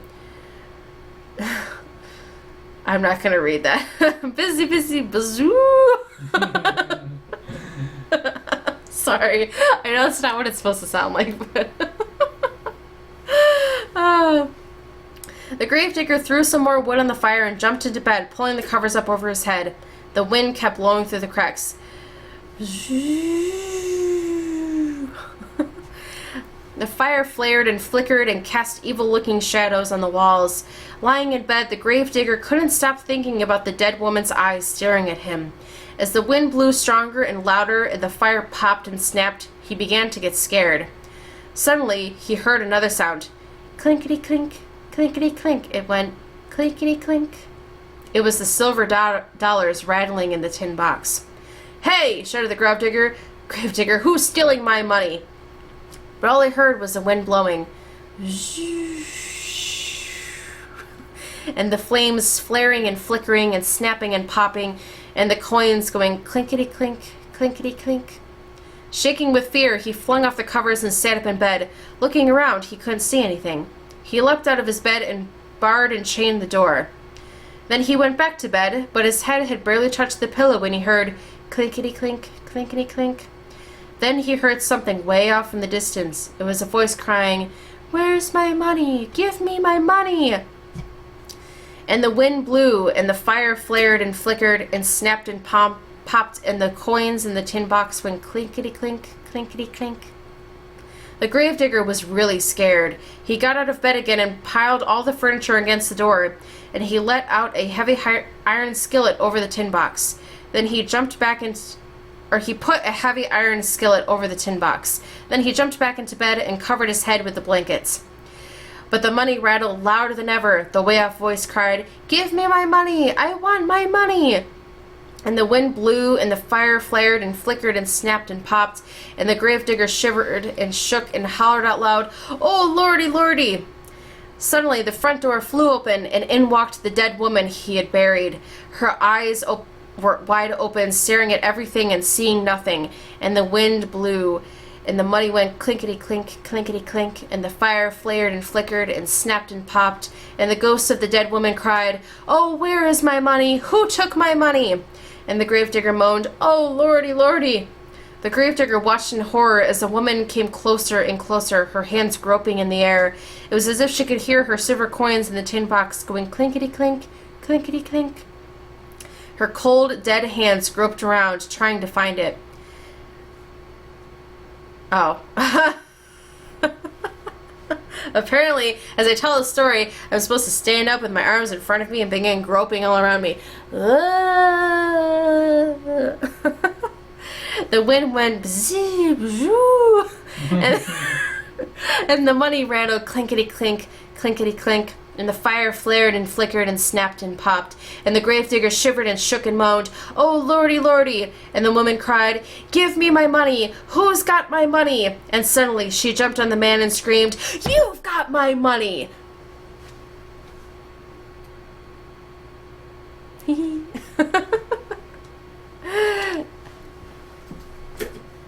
That was kind of freaky. I liked that one. Oh, Vodka, you have to leave now. Okay, bye, Vodka. Thank you for joining me, hon. I hope you enjoyed this story time with Twisty. Stay frosty, my dear. Bye. Much love to you. Bye.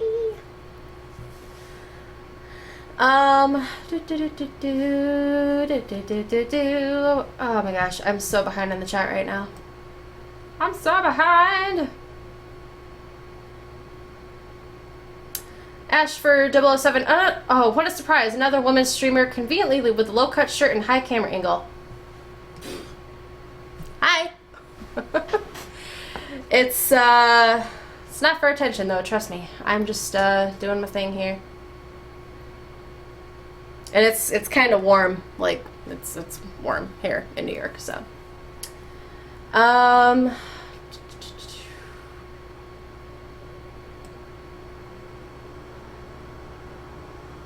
Alien, I friended you on X. Oh, okay. Okay. Alien, bye, Vodka. I hope to catch one of your streams soon. Yeah, that would be awesome. That would be awesome. Yeah, and hopefully I'll be able to catch your stream, your super long stream on Saturday, Vodka. That would be super cool. I will definitely do my best to catch it for you. Because I want to be there.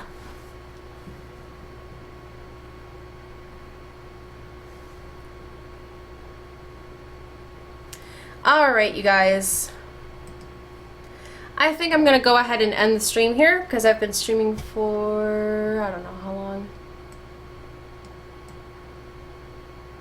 It's been about 3 hours. Had a pretty good stream.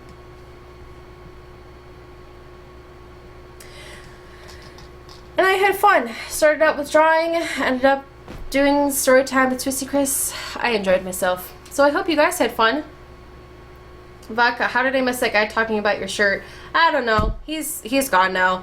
He is just a troll. Just looking for attention. So, it happens. I'm not showing that much, am I? Oh my gosh, a girl in a tank top. Oh, the nerve. The nerve of some people, right? How dare we be comfortable? And how dare I have a slightly higher camera angle, because it's easier to look at eye level than down, but whatever. Alien says one more story. Vodka says, like it's summer, why do you why do you have to wear a turtleneck? I know, right? Yeah, I should have asked. Am I do you guys feel like I'm breastfeeding you? That's what Vodka asks. She's like, do you guys feel like you're being breastfed right now?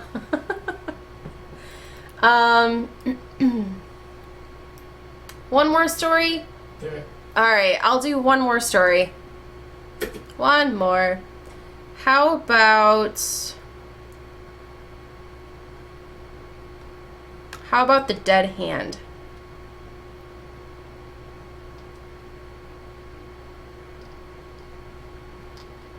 Ooh, this one's pretty long though. Okay, we're not gonna do that one because that one's pretty long. How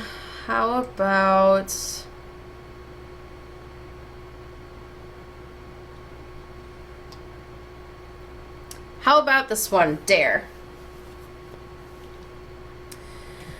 One night in a small American town, a young girl threw a party and invited all her friends from school. There was a large group of boys and girls, and as the night went on, they began telling scary stories. One boy said he had heard an urban legend about an old graveyard that was located near the girl's house. According to the story, an old woman had been buried in the middle of the cemetery, and there were rumors that she was a witch.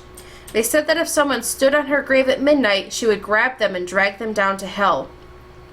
I would never go near that graveyard after dark, another boy said. You're all a bunch of morons, laughed a girl who owned the house. It's just a silly superstition. I can't believe you take it seriously. The boy who had told the story turned to her and sneered, It's all very well to be brave when you're safe and warm in your own home. I think you'd have a different attitude if you actually went to that graveyard. It wouldn't make a difference, replied the girl haughtily. Okay, then prove it, said the boy. We'll all go down to the cemetery and wait outside while you go in and stand on the old witch's grave. A grave doesn't scare me, said the girl. I'll do it right now. You'll have to prove you really did it, said the boy. Otherwise, you might chicken out. He took a knife from the kitchen drawer and handed it to her. Stick this knife into the grave, he said. Then we'll know you were there for sure. The group of kids set out for the graveyard, and when they reached the old iron gates, they gathered in a circle. All of them stared at the girl. She tried to pretend she wasn't scared, and she hoped they didn't see her shivering in fear. With a knife clutched tightly in her hand, the girl walked through the old iron gateway and made her way through the darkened graveyard. In the moonlight, the tombstones and the trees cast strange and unnerving shadows.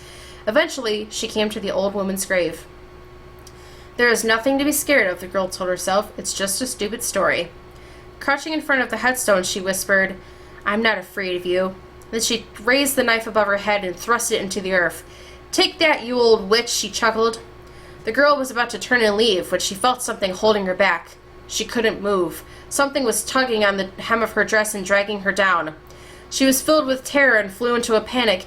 Help, she cried. She's got me. She's got me. When she didn't come back, her friends began to get worried.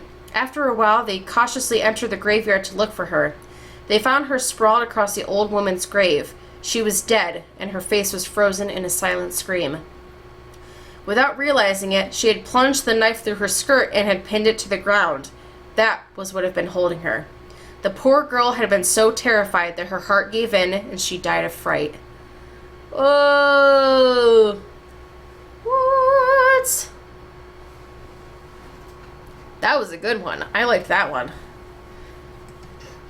I like those stories where it's like something scary happens and then it turns out the person ended up just scaring themselves.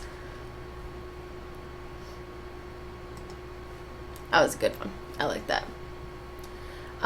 Okay. Let's see. And it says, I am full of energy at 12 a.m. and I haven't had a Coke or caffeine at all. Twisty is the best. Is anyone here in the chat? Alien. Silver Skunk says, I'm here. And it says, cool. I was going to start talking to myself. I have done that in other streams in the past. Like, hello, Alien. How are you? Oh, I'm fine. You? I'm going to stop before I really start a conversation. And it says, can we read anyone? Is there anyone that is streaming that I can annoy? I have no idea, to be quite honest. I don't think that there's anybody streaming right now. But I can look.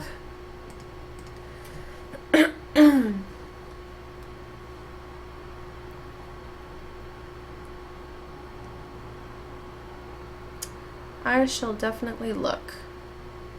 At least for the people I'm following. I don't really know if I feel like going out and finding somebody new right now. Well,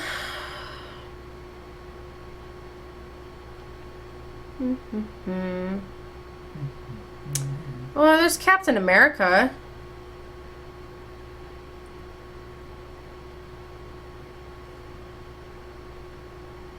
Or Hybrid Magpie. How many people do we... Oh, we don't really have a whole lot of people in here, do we? No, we don't have... We don't really have enough people in here for a raid. But, what I'm going to do is I'm actually just going to host somebody. I think I'm going to host Hybrid Magpie. She's a really good streamer. I actually found her not too long ago. She does art streams, and then she also plays games as well. It looks like right now she's playing Depth, which looks like a really, really good game, and I want it. Yeah, I like her a lot. She's also got doggies. She's got super cute doggies. Alien says, I feel like a milkshake. I might go get a milkshake. There's only old people in my town at the moment. It's safe to walk. Okay, well, you go ahead and do that, Alien. A milkshake sounds wonderful right now, but it's super late, and I should go to bed instead. So, let's see. Don't